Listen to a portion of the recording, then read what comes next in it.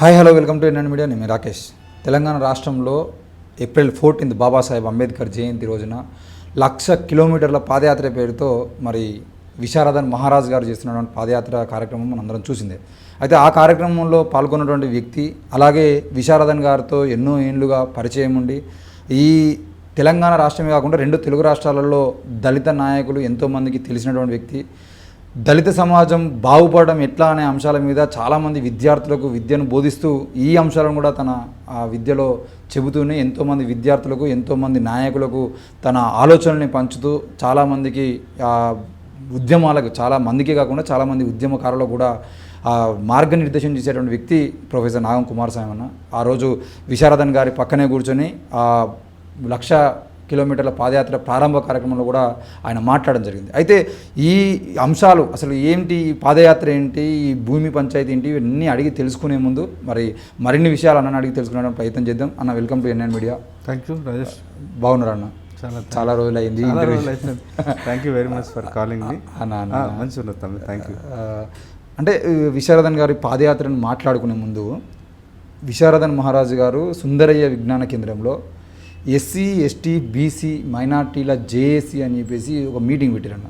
చాలామంది వచ్చారు. చాలామంది బీసీ నాయకులు, ఎస్సీ ఎస్టీ మైనార్టీలు అందరి నాయకులతో కలిసి పెద్ద ఎత్తున మీటింగ్ ఏర్పాటు చేశారు.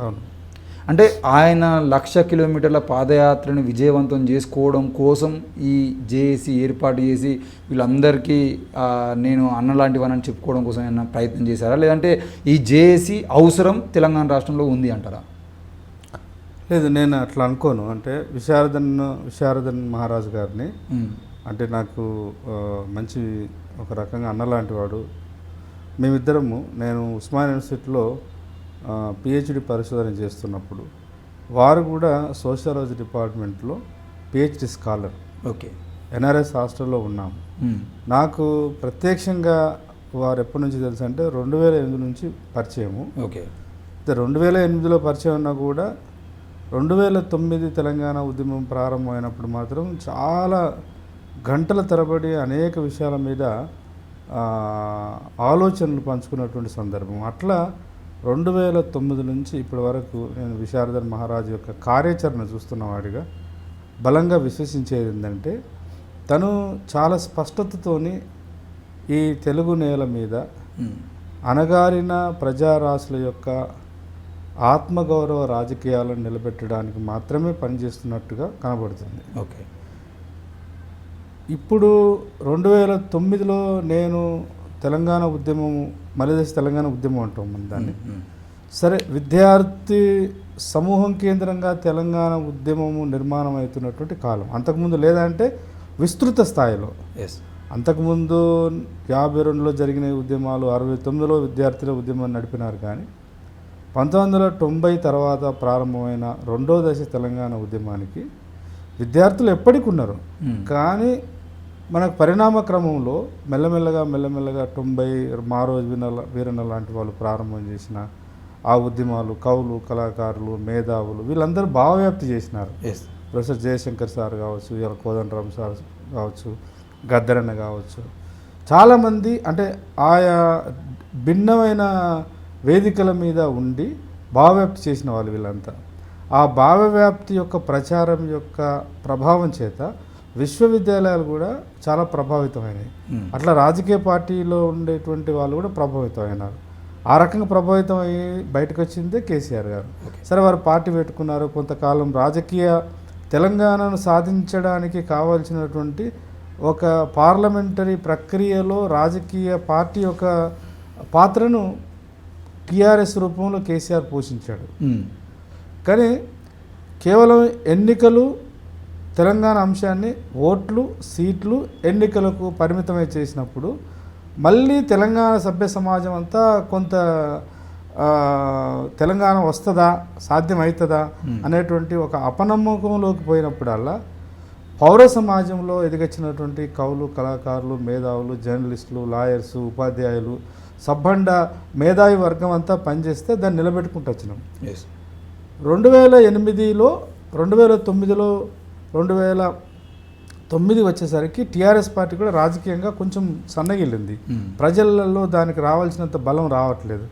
అప్పుడు కేసీఆర్ గారు ఆమరణ నిరాహార దీక్ష ప్లాన్ చేయడం, అంటే ఆమరణ నిరాహార దీక్ష అనేది ఒక పెద్ద ఉద్యమ రూపాలలో అది పెద్ద ఉద్యమ రూపం. అట్లా వెళ్తున్నప్పుడు ఉస్మానియా కాకతీయ మళ్ళీ ఉద్యమ కేంద్రాలుగా ఆవిర్భవిస్తున్న కాలంలో నేను ఒక ఎస్సీ/ఎస్టీ విద్యార్థి సంఘ బాధ్యుడిగా చాలా క్రియాశీలకంగా పనిచేసిన. అయితే ఉస్మానియా యూనివర్సిటీలో ఉన్న దాదాపు 17 విద్యార్థి సంఘాలు కలిసి ఒక జేఏసీగా ఏర్పడి ఉద్యమానికి షరతులతో కూడుకున్న మద్దతు మాలాంటి వాళ్ళం ఇచ్చినాం. అంటే ఎన్ని లోపాలున్నా కేసీఆర్ గారు తెలంగాణ కోసం పనిచేస్తున్నటువంటి ఒక ఉద్యమకారుడే, రాజకీయ ఉద్యమకారుడు. కాబట్టి ఇవాళ తెలంగాణ నిలబెట్టుకోవాలనంటే ఉద్యమాలు ఎంత అవసరమో, పాట ఎంత అవసరమో, చైతన్యం ఎంత అవసరమో, జ్ఞానాన్ని పంచడం ఎంత అవసరమో, రాజకీయాలను కూడా మలపడం కూడా అంతే అవసరం అప్పుడు. కాబట్టి ఉద్యమ రూపంలోకి వస్తుండే కదా, కేవలం ఓట్లు సీట్లు ఎన్నికలకే పరిమితం కాకుండా ప్రజారాశుల్లో కలవడానికి ఒక రాజకీయ నాయకుడు వచ్చినప్పుడు మనం తప్పకుండా దానికి సహకరించాలని మేము పనిచేయడానికి ప్రారంభ దశలో పోతున్నప్పుడు విశారదన్ మహారాజు ఒక సూటైన ప్రశ్న వేస్తుండేవాడు ఎప్పుడు మమ్మల్ని అందరినీ. చాలా స్నేహపూర్వకంగా ఉండేది మేము. కానీ తను ఏమన్నదంటే తప్పకుండా తెలంగాణ రాష్ట్రం ఏర్పడాల్సిందే. అయితే తెలంగాణ రాష్ట్రం ఏర్పడే క్రమంలో ఏ సైద్ధాంతిక పునాదుల మీద తెలంగాణ ఉద్యమాన్ని మనం నడుపుతున్నాం అనేది కూడా అంతే ప్రాధాన్యము. 100%. మీరు ఒకవైపు పూలే అంబేద్కర్ భావజాలంతో పనిచేస్తున్నారు. అంటే తెలంగాణ ఉస్మానియా యూనివర్సిటీలో పనిచేస్తున్నటువంటి ఇండిపెండెంట్గా ఉన్నటువంటి ఎస్సీ/ఎస్టీ విద్యార్థి సంఘం కావచ్చు, లేకపోతే బీఎస్ఎఫ్ లాంటి సంఘాలు కావచ్చు, ఎంఎస్ఎఫ్ మందకృష్ణ మాదిగ ఎంఆర్పిఎస్కి అనుబంధంగా ఉన్నటువంటి విద్యార్థి సంఘం కావచ్చు, ఇట్లా షెడ్యూల్ కులాల నేపథ్యం, షెడ్యూల్ ట్రైబ్స్ నేపథ్యము, కొంత బీసీ నేపథ్యం ఉన్నటువంటి విద్యావంతులు, విద్యార్థులు, స్కాలర్స్గా మీరు ఉద్యమంలో పోతున్నారు, బాగానే ఉంది. కానీ రేపు తెలంగాణ సాధించుకోవడం ఎలా అనేది ఒక ప్రశ్న. తెలంగాణ సాధించుకోవడం అంటే ప్రజా ఉద్యమం నిర్మించాలి. కానీ ప్రజా ఉద్యమాన్ని నిర్మించే క్రమంలో కూడా ఏ భావజాలాన్ని, ఏ సిద్ధాంతాన్ని, ఏ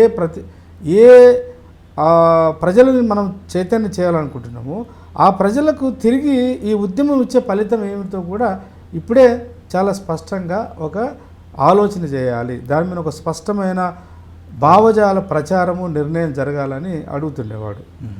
తప్పకుండా అప్పుడు మాకు కూడా అదే అభిప్రాయం ఉండేది. అందుకని అంతర్గతంగా విద్యార్థి జేఏసీ మీటింగ్ జరిగినప్పుడు కానీ, ఆ నిర్మాణం జరిగినప్పుడు కూడా మేము ఉద్యమాన్ని నడపడానికి మనం వాడేటువంటి ప్రతి పరికరం కూడా దళిత, బహుజన, ఆదివాసీ అస్తిత్వ నేపథ్యాల నుంచే జరగాలని ప్రతిపాదన పెట్టిన వాళ్ళం. అలా ప్రతిపాదన మేము పెట్టడానికి పరోక్షంగా ఆయన ఆలోచనే కారణం. ఓకే. ఆయన ఇప్పుడు తెలంగాణ తల్లి అంటే ఎవరు? తెలంగాణకు ఉద్యమ స్ఫూర్తి అంటే మరి చాకలైలమ్మ ఉంటుందా, లేకపోతే మన కేసీఆర్ నిర్ణయించినటువంటి ఇంకేదైనా ప్రతిమ ఉంటుందా? సో సమ్మక్క సారక్కను మనం తీసుకుంటామా లేదా, దొడ్డు కొమరైనా తీసుకుంటామా లేదా, ఈ ప్రతీకలు చాలా అవసరం. లేకపోతే కొమరం భీమును మనం ఎట్లా చూస్తాము అని ఇట్లా. ఇప్పుడు ఉదాహరణకు దళిత సమూహం చాలా పెద్దది కదా తెలంగాణలో, చైతన్యవంతమైనటువంటి సమూహం కదా. మరి తెలంగాణ ఉద్యమంలో ఒక ఈశ్వర్ బాయ్ని మీరు ఎలా చూస్తారు, ఒక సదాలక్ష్మిని మనం ఎట్లా చూడాలి? అంటే వీళ్ళందరూ తెలంగాణలో ఉన్నటువంటి సబ్బండ జాతుల యొక్క మార్పు కోసం పనిచేసిన వాళ్ళు, వాళ్ళు నమ్మినటువంటి విశ్వాసాల కేంద్రంగా. మరి మీరు ఎటుపోతున్నారు అనేటువంటి ప్రశ్న వేస్తుండేవాడు. అట్లా అప్పటి నుంచి సరే సాధ్యమైనంత మేము చాలా యాక్టివ్గా పాల్గొని మా నేపథ్యము మేము అంత కొంత పని చేసినాము. సరే జైలు జీవితము, తర్వాత లాఠీ చార్జీలు, ఉద్యమానికి నాయకత్వం వహించడము, కొంతకాలం అందరం చాలా నిజాయితీగా పనిచేసినాం. కొంత ఒక 4-5 నెలల తర్వాత రాజకీయ పార్టీలకు అనుబంధంగా ఉన్నటువంటి సోదర మిత్రులంతా వాళ్ళ నాయకత్వం చెప్పిన దాన్ని అనుసరించడం కోసం మెల్లమెల్లగా జేఏసీలు కూడా ఉమ్మడిగా ఉన్న శక్తి మళ్ళీ జేఏసీలు చాలా జేఏసీలు ఏర్పడ్డాయి. అదొక చరిత్ర. అది ఇప్పుడు అంత సందర్భోచితం కాదనుకుంటా. But coming to the Visharadan మహారాజు యొక్క కమిట్మెంట్ గురించి చెప్పడం కోసం ఇదంతా చెప్పాల్సి వచ్చింది.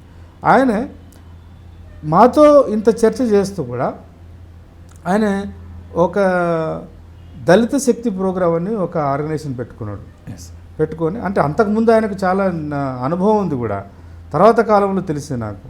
అంతకుముందు ఇప్పుడు మొన్న ఎక్కడో మాట్లాడుతూ దామోదర్ రాధానరసింహ గారు పెట్టిన మీటింగ్లో మాట్లాడుతూ ఈవెన్ ఉమ్మడి ఆంధ్రప్రదేశ్లో ఎంఆర్పిఎస్ అనేటువంటి ఒక ఆర్గనైజేషన్ పెట్టేటువంటి దాంట్లో కూడా ప్రారంభ దశలో కూడా చాలా క్రియాశీలకంగా ఉండి అప్పుడు ఉమ్మడి ఆంధ్రప్రదేశ్లో ఉన్నటువంటి మాదిగ సమూహంలో ఎదిగొచ్చినటువంటి మేధావులను, కవులను, కళాకారులను ఈ ఎంఆర్పిఎస్ ఉద్యమానికి కావాల్సిన భావజాల పునాదినంతా ఏర్పాటు చేయడంలో ఆయన కూడా చాలా క్రియాశీలకంగా పనిచేసినట్టు వారు చెప్తే నేను విన్నది.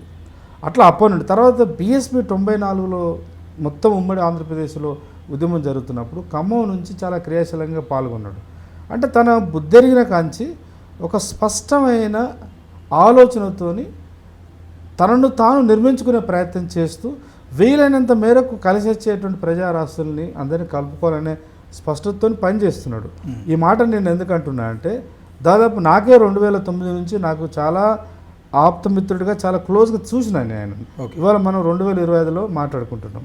అంటే ఇంత సుదీర్ఘ కాలం, అంతకంటే ముందు 2000 కాలం నుంచే ఇన్ని, అంటే దాదాపు ఒక 20-30 సంవత్సరాల కాలం నుంచి తను ఏదైతే విశ్వసించిండో, తను ఏ సిద్ధాంతం అయితే ఈ సమాజంలో సంపూర్ణ మార్పుకు పునాదులు వేస్తుందని నమ్మిండో పూలే అంబేద్కర్ భావజాల కేంద్రంగానే తను నడుస్తున్నాడు. ఒకసారి బిఎస్పి రూపంలో పనిచేయవచ్చు, ప్రారంభంలో ఎంఆర్పిఎస్ ఉద్యమంలో కూడా పనిచేసిండు.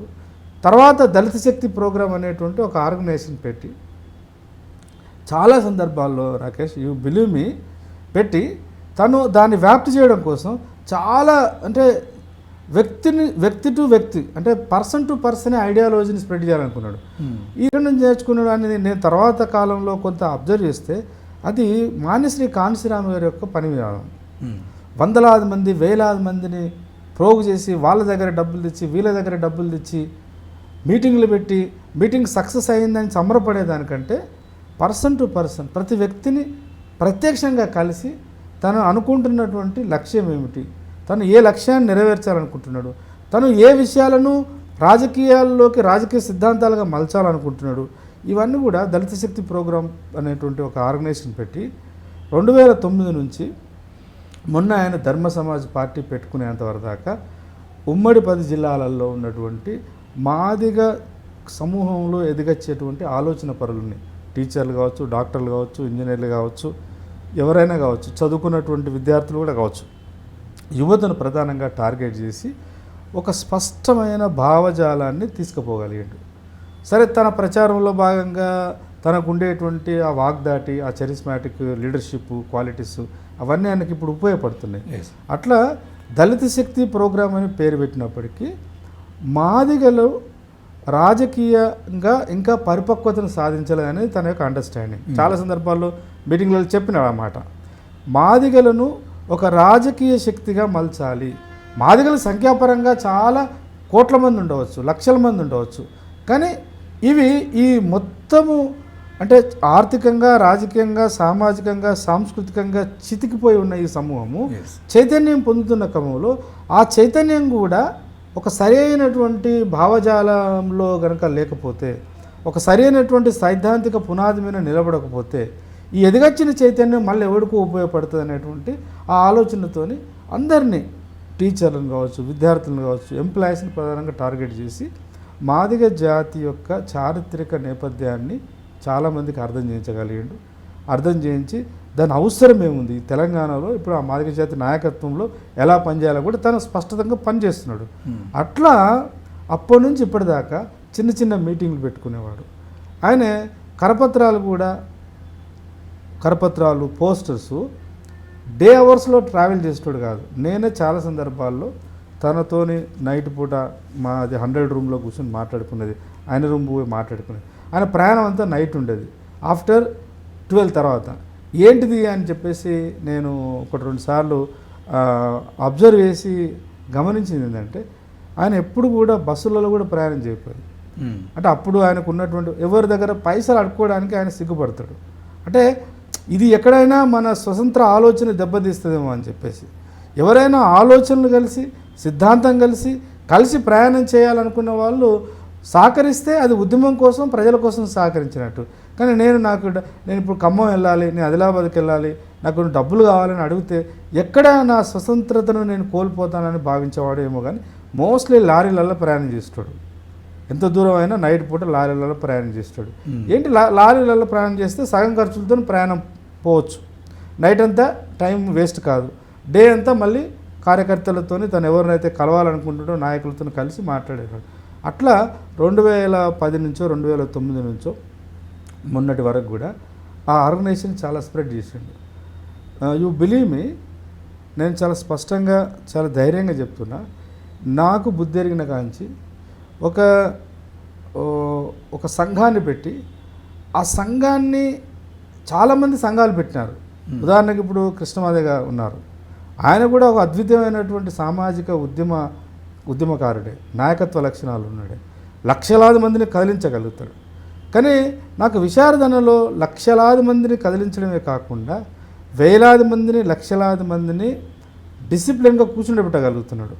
ఒక మీటింగ్ ప్రారంభం కావడానికంటే ముందే అంటే నీకు ఎంతో మైండ్ను సోల్ను అంటే హృదయాన్ని మెదడును రెండింటిని ఎంతో క్రమశిక్షణలోకి తీసుకొస్తే తప్ప కూర్చోలేడు. ఎంత గొప్ప స్పీకర్ అయినా ఎంత గొప్ప మీటింగ్ అయినా అది కూర్చొనే కాకుండా ప్రతి వాక్యాన్ని కూడా విశ్లేషించగలుగుతున్నారు. ముఖ్యంగా నేను గమనించింది అట్లా ఇవాళ డెఫినెట్గా తెలంగాణకు సంబంధించి ఆ ప్రశ్న 2009లో మేము మాట్లాడుకున్న ప్రశ్నకు మేము మాకున్నటువంటి వ్యక్తిగత కారణాల రీత్యా కావచ్చు, లేదా టైం ఇవ్వలేక కావచ్చు, ఆలోచన లేక కాదు కానీ టైం ఇవ్వలేక కావచ్చు, మాకున్నటువంటి పరిమితమైనటువంటి ఆలోచనలో మాలాంటి వాళ్ళందరం కూడా కొంతమేర కాంప్రమైజ్ అయినాం. ఇప్పుడు కాంప్రమైజ్ కాకూడదు, తెలంగాణ యుద్ధం ఇంకా ముగిసిపోలేదు అనేది తన యొక్క వాదన. ఇప్పుడు ఆయన డిఎస్పీ విశారదన్ గారు డిఎస్పీ పెట్టుకొని అంతకుముందు బీఎస్పీలో పనిచేసిన ఎంఆర్పీ డిఎస్పీ పెట్టుకొని ఒక సరైన లక్ష్యంతో పోతున్నటువంటి వ్యక్తికి మళ్ళీ జేఏసీ అవసరం ఏమొచ్చింది అనేది తప్పకుండా నేను వివరిస్తాను. అంటే ఇప్పుడు డిఎస్పీ అంటే for example Dalit Shakti program, దాని టార్గెట్ చాలా స్మాల్ టార్గెట్. పేరు దళిత శక్తి ప్రోగ్రాం పెట్టుకున్న న్యాయానికి నిజానికి వాస్తవానికి ఆయన కాన్సన్ట్రేట్ చేసింది కేవలం మాదిగల మీద. ఆ మాదిగలలో తన ఆలోచనతో కలిసి వచ్చేటువంటి ఒక సమూహం మీద పెట్టిండు. అంటే ఒక 1000 మందిని, ఓ 10,000 మందిని, ఓ 1,00,000 మందిని చైతన్యం చేయవచ్చు మానసికంగా. కానీ ఈ 1000 మంది లేదా 10,000 మంది, ఈ 1,00,000 మంది యొక్క స్పష్టమైన చైతన్యము అది కోట్ల మందిని కదిలించగలగాలి 100% తప్పకుండా. లేకపోతే లక్ష్యం ఏంటిది? ఈ భూమి పుత్రులుగా ఉన్నటువంటి బీసీలు, ఎస్సీలు, ఎస్టీలు, మొత్తం అన్ని కులాలలో అణచివేతకు గురవుతున్నటువంటి మహిళా శక్తిని ఇవన్నీ అణచివేతకు ఏదో రూపంలో, దోపిడీకి ఏదో రూపంలో, అధికారంలో న్యాయమైన నిజమైన శక్తితో కూడుకున్న భాగస్వామ్యం లేదు వీళ్ళకు. సమూహాలన్నింటినీ కలపాలంటే జేఎస్ అవసరమే. ఆ మాట అంతెందుకు రాకేష్, అంత దూరం ఎందుకు? తెలంగాణ ఉద్యమానికి అసలు ట్యాగ్ లైన్స్ ఏంటి? నీళ్లు, నిధులు, నియామకాలు, ఆత్మగౌరవం. ఆత్మగౌరవం అనే దాన్ని ఈ అగ్రకుల చేతుల్లో ఉన్నటువంటి పార్టీల వాళ్ళు మాట్లాడరు.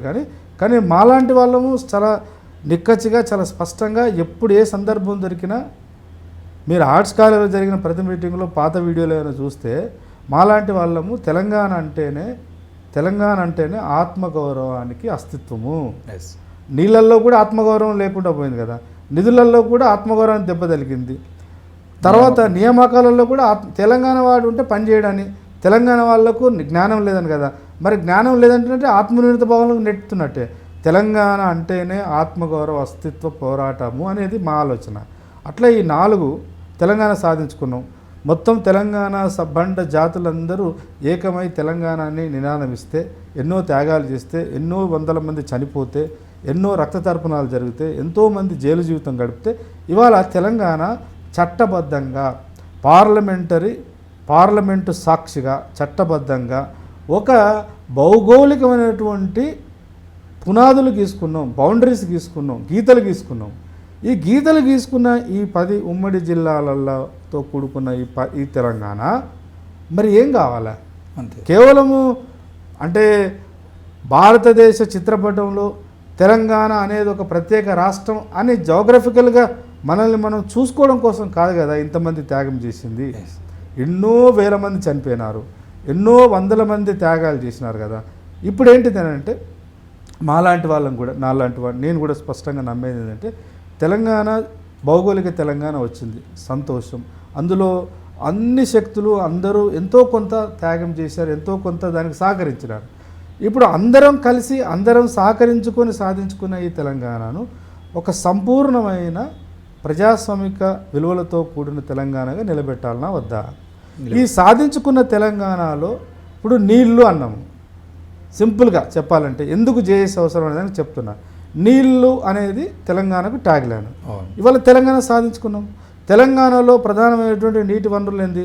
ఒకవైపు గోదావరి నది ఉంది, ఇంకోవైపు కృష్ణా నది ఉంది.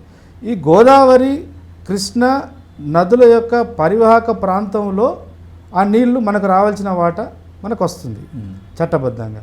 నీళ్ళు వస్తున్నమాట వాస్తవం, నీళ్ళ మీద పెద్ద పెద్ద ఆనకట్టలు కడుతున్నమాట వాస్తవం.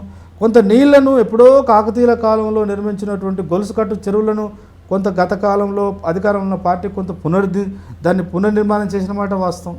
చెరువులను మంచిగా చేసుకున్నా, కాలువలను దవ్వుకున్నా, కెనాలు దవ్వుకున్నా, కాళేశ్వరం లాంటి పెద్ద పెద్ద ప్రాజెక్టు కట్టినా, రేపు రంగారెడ్డి పాలమూరు ఎత్తిపోతలను ప్రాజెక్టు కట్టుకున్నా. మా ప్రశ్న ఏంటంటే, అంటే ఈ షెడ్యూల్ కులాలు, షెడ్యూల్ ట్రైబ్స్, బీసీలు, తర్వాత అణగారిన ప్రజారాశుల నుంచి మన ప్రశ్న ఏంటంటే, నీళ్ళు వస్తున్నాయి కరెక్టే, కానీ నీళ్ళు ఎవరి పొలంలోకి పోతుంది? నీళ్ళు రావడం వల్ల పంట ఇప్పుడు కొన్ని లక్షల హెక్టార్లకు పరిమితమైనది ఇప్పుడు కొన్ని కోట్ల హెక్టార్లకు అది విస్తరణ చెందవచ్చు వ్యవసాయము. కానీ వ్యవసాయం అభివృద్ధి చెందితే పంటలు కూడా వస్తున్నాయి. మొత్తంగా చూసుకుంటే తెలంగాణ అభివృద్ధి పదంలోకి పోతున్నట్టే కనబడుతుంది. కానీ మాలాంటి వాళ్ళ ప్రశ్న ఏంటంటే, ఆ నీళ్లు ఎవరి భూమిలోకి వస్తున్నాయి? భూమి పంచాలనా వద్దా? ఇప్పుడు ఎంత అసలు ఇక్కడ ఎన్ని హెక్టార్ల భూమి ఉంది, ఎన్ని లక్షల హెక్టార్ల భూమి ఉంది? ఇప్పుడు ఈ భూమిని మళ్ళీ ఇక్కడ ఉన్న ప్రజారాశులకు వాళ్ళ జనాభా స్థాయి ప్రకారమైన, ఒకవేళ జనాభా స్థాయి కాకపోయినా కనీసం అడిక్వేట్గా పంచాలి కదా. దున్నగలిగే వాడికి భూమి ఉందా లేదా తెలంగాణలో? ఈ మాట మాట్లాడితే కేవలం మావోయిస్టులు మాట్లాడరు, లేకపోతే కమ్యూనిస్టులు మాత్రం. ఇది ఎవరికి అదేమి పట్ల చేసి ఇయ్యాలి ఆ మాట. ఎవడైనా ఆకలైన వాడు మాట్లాడేటువంటి మాట, ఎవడైనా ఆత్మగౌరవంగా బతకాలని ఆశిస్తున్నటువంటి ప్రజలు అడిగేటువంటిది. దున్నగలిగే వాడికి, వ్యవసాయం చేయగలిగే వాడికి వ్యవసాయం ఉందా లేదా, వ్యవసాయ భూమి ఉందా లేదా? మరి నీళ్ళు వచ్చినాయి, కానీ నీళ్లు ఎవరి పంట పొలాల్లోకి వెళ్తున్నాయి? గతంలో పార్టీ అధికారంలో ఉన్న టీఆర్ఎస్ పార్టీ నీళ్ళు కొంత తీసుకొచ్చిన మాట వాస్తవం. నీళ్ళు వస్తే నీళ్లు ఎప్పుడో తెలంగాణ సాయుధ పోరాటం నుంచి మూలకుంటే నక్సలైట్ ఉద్యమాలు 69, 70, 80 ప్రాంతంలో ఈ ప్రాంతంలో ఉన్నటువంటి ఎస్సీలు ప్రధానంగా, కొంతమేరకు ఎస్టీలు, కొంతమేరకు బీసీలు అప్పుడున్నటువంటి భూస్వామ్య వ్యవస్థ యొక్క ఆగడాలు తట్టుకోలేక ఉద్యమంలోకి పోయి ఉద్యమాన్ని నిర్మించి పోరాటాలు చేసి త్యాగం చేస్తే ఎంతోమంది చనిపోతే భూములు కొంత పంచారు. అయితే దానికి చట్టబద్ధత లేదు. అప్పుడు పార్టీ దళాలు వచ్చేది ఊళ్ళల్లో దొర భూమి 100 ఎకరాలు ఉంటే అక్కడ పేదవాళ్ళకు పంచిర్రు కానీ పంచితే దొరలంతా హైదరాబాద్కి వచ్చారు, కరీంనగర్కి వచ్చారు, వరంగల్కి వచ్చారు. కొన్ని భూములు అమ్ముకున్నారు. ఆ అమ్ముకున్న వచ్చిన డబ్బులు తీసుకొచ్చి ఇక్కడ వ్యాపారాలు పెట్టినారు. ఇక్కడ వీళ్ళు అభివృద్ధి చెందుతుపోయినారు. అంటే ఎదురొస్తున్నటువంటి ఆర్థిక పరిణామ క్రమంలో వాళ్ళు మళ్ళీ క్యాపిటలిస్ట్గా మారినారు, వాళ్ళు రియల్ ఎస్టేట్లోకి పోయినారు. అదొక 10. ఇప్పుడు గ్రామాలలో ఉన్నటువంటి భూమి మొన్న ధరణి తీసుకొచ్చి మహానుభావుడు కేసీఆర్ ఏం చేసిండు? ఎవడి పేరు మీద అయితే 1950లో పట్టా ఉందో మళ్ళీ వాళ్ళ వారసులకే దాన్ని చెందేటట్టు పనిచేసిండు. మరి తెలంగాణలో జేఏసీ అవసరం లేదా? జేఏసీ అవసరం ఎందుకనంటే, ఈ బాధిత సమూహాలన్నీ ఏకమై ఒక ప్లాట్ఫామ్ వెనుక నిలబడి ఒకే నినాదం ఇస్తే, ఒకే నినాదంతో మళ్ళీ ప్రజలను, బాధితులుగా ఉన్నటువంటి ప్రజలను, ఆ ప్రజలను మళ్ళీ చైతన్యవంతం చేస్తే ఇప్పుడు రెండో దశలోకి, అంటే అణగారిన ప్రజారాశుల యొక్క నిజమైన ప్రజాస్వామిక ఉద్యమాన్ని విజయవంతం చేసుకోవాల్సినటువంటి ఒక చారిత్రక సందర్భం ఉంది. నిధులు అంతకుముందు ఇక్కడ ఈ తెలంగాణ ప్రాంతంలో ఉన్నటువంటి కోట్లాది మంది ప్రజలు ఉప్పు కొంటేనో, పప్పు కొంటేనో, సబ్బు కొంటేనో వచ్చినటువంటి డబ్బులు, ఆదాయము అంతా కూడా ఆంధ్ర ప్రాంతానికి పెట్టుతుండనే కదా మన ఉద్యమంలో పాల్గొన్నది. ఇప్పుడు మన ఆదాయం మనకే వస్తుంది, కేంద్రం నుంచి వచ్చేటువంటి సహకారం కొంత వస్తుంది, ఇక్కడ డబ్బులు వస్తున్నాయి. ఈ డబ్బులంతా మళ్ళీ ఎక్కడ పోతున్నాయి అనేది ప్రధాన ప్రశ్న కదా. నిధులు ఉన్నాయి, మన నిధులు మనకే వస్తున్నాయి. అంటే తెలంగాణ ప్రజలకు సంబంధించినటువంటి పన్నులు, ఆ పన్నులు ఆదాయ రూపంలో వచ్చి బడ్జెట్ రూపంలో వస్తున్నది. కానీ బడ్జెట్ ఏ ప్రజారాశుల కేంద్రంగా ఖర్చు అవుతుందనేది కూడా ప్రధాన ప్రశ్నే. నియామకాలు, ఇక నియామకాల గురించి మనం ఎంత తక్కువ మాట్లాడుకుంటే అంత అది అంటే అట్లా చేశారు పాలకులు. నిజంగా మాలాంటి వాళ్ళకి చాలా బాధేస్తుంది. మాలాంటి వాళ్ళం తమ్మి అంటే మొదటి తరం వాళ్ళము ఉస్మానియా కేంద్రంగా, కాకతీయ కేంద్రంగా మేము పాదయాత్ర చేసి కొన్ని లక్షల మందిని కన్విన్స్ చేసినాం కదా. ఎక్కడ తమ్మి హైదరాబాద్ ఉస్మానియా సిటీలో ప్రారంభమైతే ఎన్ని వందల కిలోమీటర్లు, నిజామాబాద్, మెదక్, నిజామాబాద్, కరీంనగర్, ఆదిలాబాద్, వరంగల్, ఎన్ని కిలోమీటర్లు. ఏం శక్తి ఉంది? మనం ఒక 10 కిలోమీటర్లు నడిస్తే పడిపోతాం. కేవలము ప్రజలు ఇచ్చినటువంటి మానసిక ధైర్యంతో నడిచారు కొన్ని వందల మంది. అట్లా తెలంగాణ సాధించుకుంటే ప్రతి బిడ్డ చదువుకున్నటువంటి సోదరుడు సోదరిమని ఉద్యోగాలు వస్తాయని ఆశపడరు. కానీ ఉద్యోగాలు ఏం చేశారు వీళ్ళు? ఉద్యోగాలు పూర్తిగా సర్వనాశనం చేసి పెట్టారు. అప్పుడు అధికారంలో ఉన్నప్పుడు టీఆర్ఎస్ కానీ గౌరవం, నాకు I have a lot of respect on KTR, ఎందుకంటే వెల్ లర్న్ పర్సన్ అని నమ్ముతాయనను. ఆయన ఎంతసేపటికి ఐటీ అంటే ఒకప్పుడు చంద్రబాబు నాయుడు ఐటీ అనేవాడు. ఈయన వచ్చిన తర్వాత ఐటీ సెక్టారే, ఎవ్రీథింగ్ ఈజ్ ఐటీ అంటే జస్ట్ హైదరాబాద్లో ఐటీ రంగానికి చాలా అవకాశాలు ఉన్నాయి. కానీ ఈ తెలంగాణ యువతను నువ్వు ఐటీ రంగంలోకి దూసుకుపోయేటువంటి జ్ఞానాన్ని ఇచ్చినవా? పాఠశాలను పునర్నిర్మించారా? కాలేజీలు ఏమన్నా ఉద్ధరించారా? విశ్వవిద్యాలయాలను పొందబెట్టారు కదా వాళ్ళు. కాబట్టి నియామకాల సమస్య అట్లే ఉందా? ఆత్మగౌరవాన్ని అన్ని పార్టీలు, టీఆర్ఎస్, బీజేపీ, కాంగ్రెస్, అన్ని బూర్జువా పార్టీలు అనేటువంటి ఏదైతే అంటామో, అంటే బూర్జువా పార్టీలు ఎందుకంటామంటే పార్లమెంటరీ వ్యవస్థలో ఉండి ప్రజల కేంద్రంగా, బాధితుడి కేంద్రంగా పనిచేయకుండా అధికారం అంతా కూడా ఎదిగొచ్చిన ప్రజారాశుల చేతిలో ఉంది కాబట్టి దాన్ని బూర్జువా రాజకీయ పార్టీ అంటున్నాను నేను. ఈ పార్టీలు ఎన్నడూ కూడా ఆత్మగౌరవం అనే దాన్ని, ఆత్మగౌరవం అంటే ఇమ్మీడియట్గా they are compelled to accept the weaker sections. బీసీల యొక్క ప్రశ్నలు వినవలసి వస్తుంది, దళితుల యొక్క ప్రశ్నలు వినవలసి వస్తుంది, ఆదివాసుల యొక్క గొంతు వినవలసి వస్తుంది. వాళ్లకు ఆ ప్రశ్నలకు వీళ్ళ సమాధానం లేవు అంటే చట్టంలో లేదా, రాజ్యానికి ఆ పరిధి లేదా, ఆ రాజ్యానికి ఆ తాకత్ లేదంటే ఉంది, వీళ్ళకి మనసు లేదు. కాబట్టి ఆత్మగౌరవాన్ని చంపడానికి చూస్తున్నారు. ఇప్పుడు విచారణ లాంటి రూపంలో మాలాంటి వాళ్ళందరము మళ్ళీ ఆత్మగౌరవాన్ని ఆత్మగౌరవమే తెలంగాణ అశేష ప్రజానికానికి ఆధారము. జేఏసీ ఎందుకు అవసరం అనంటే భౌగోళిక తెలంగాణను సామాజిక తెలంగాణగా మార్చడం కోసం జేఏసీ అవసరము. ఆ జేఏసీ మొన్న సుందర విజ్ఞాన భవన్లో ఆవిర్భావ సభకు కూడా నేను వెళ్ళినాను. అలా ఇంకొక మాట చెప్పాలి అంటే చూస్తున్నటువంటి ప్రజలకు కూడా అర్థం కావడం కోసం చెప్తున్నా. నాకేమనిపిస్తుంది అంటే subject to correction in the future. But ఇప్పుడు దళితుల నుంచి, ఆదివాసుల నుంచి, లేకపోతే బీసీ సామాజిక వర్గాల నుంచి ఒక 90 నుంచి 80 నుంచి పనిచేస్తున్నటువంటి పాతరం నాయకత్వం కూడా ఉంది. వాళ్ళు పాపం చాలా త్యాగాలు చేసినారు, చాలా వాళ్ళ శక్తి మేరకు వాళ్ళు పనిచేసినారు. ఉదాహరణ ఇప్పుడు ఆర్ కృష్ణయ్య లాంటి వాళ్ళు ఉన్నారు, బెల్లయ్య నాయక్ లాంటి వాళ్ళు ఉన్నారు, కృష్ణన్న లాంటి వాళ్ళు ఉన్నారు. వీళ్ళు ఒక తరం. ఈ తరం అంతా వాళ్ళు నమ్మిన విశ్వాసాల కోసం, వాళ్ళు సమాజాన్ని చూస్తున్న పద్ధతిలో కొంత గుణాత్మకమైన మార్పు తీసుకురాగలిగినారు. కానీ ఇవాళ విశారదన్ లాంటి ఒక రెండో తరము మాట్లాడుతున్న మాట, తర్వాత తనతో కలవడానికి, కలిసి నడవడానికి వస్తున్నటువంటి శక్తులన్నీ కొత్త శక్తులే, వ్యక్తులు కొత్త శక్తులే. గతంతో పోల్చుకుంటే కొంత ఆలోచనలో స్పష్టత ఉన్న వాళ్ళే వస్తున్నారు. అట్లా బీసీలలో నేను చిన్న సమూహాల నుంచి కూడా ప్రాతినిధ్యం వస్తుంది. వాళ్ళు బాహటంగా చెప్తున్నారు, అంతర్గతంగా మాట్లాడుకున్నప్పుడు కూడా వాళ్ళ నుంచి వస్తున్న విశ్వాసం ఏంటంటే ఇట్లాంటి ఒక నాయకుడు మనకు అవసరమేమో, ఆయన ఇప్పుడున్నట్టు రేపు భవిష్యత్తులో ఉంటే సమాజానికి చాలా సేవ చేసినట్టు అవుతాడు. ఎక్కడైనా దారి తప్పితే తప్పకుండా సమాజం ఆయన ఎటు చూడ అటు చూస్తుంది. కానీ ప్రశ్న ఏంటంటే ఇవాళ జేఏసీలో ఒక అవసరం ఏంటంటే తెలంగాణను, భౌగోళిక తెలంగాణను సాధించుకోవడానికి ఆధారభూతంగా ఉన్నటువంటి నీళ్లు, నిధులు, నియామకాలు, ఆత్మగౌరవంలో కూడా సామాజిక న్యాయ సూత్ర కేంద్రంగా ప్రతిఫలాలు రావడం కోసము మళ్ళీ సామాజిక తెలంగాణ కోసం ఉద్యమం నిర్మించవలసిందే అనేటువంటిది తప్పకుండా తన నాయకత్వాన్ని తను పదిలపరచుకోవడం కోసం తాను పుట్టి పెరిగినటువంటి మాదిగ సమూహంలో కొంత భాగాన్ని తను చైతన్యవంతం చేసుకున్నాడు.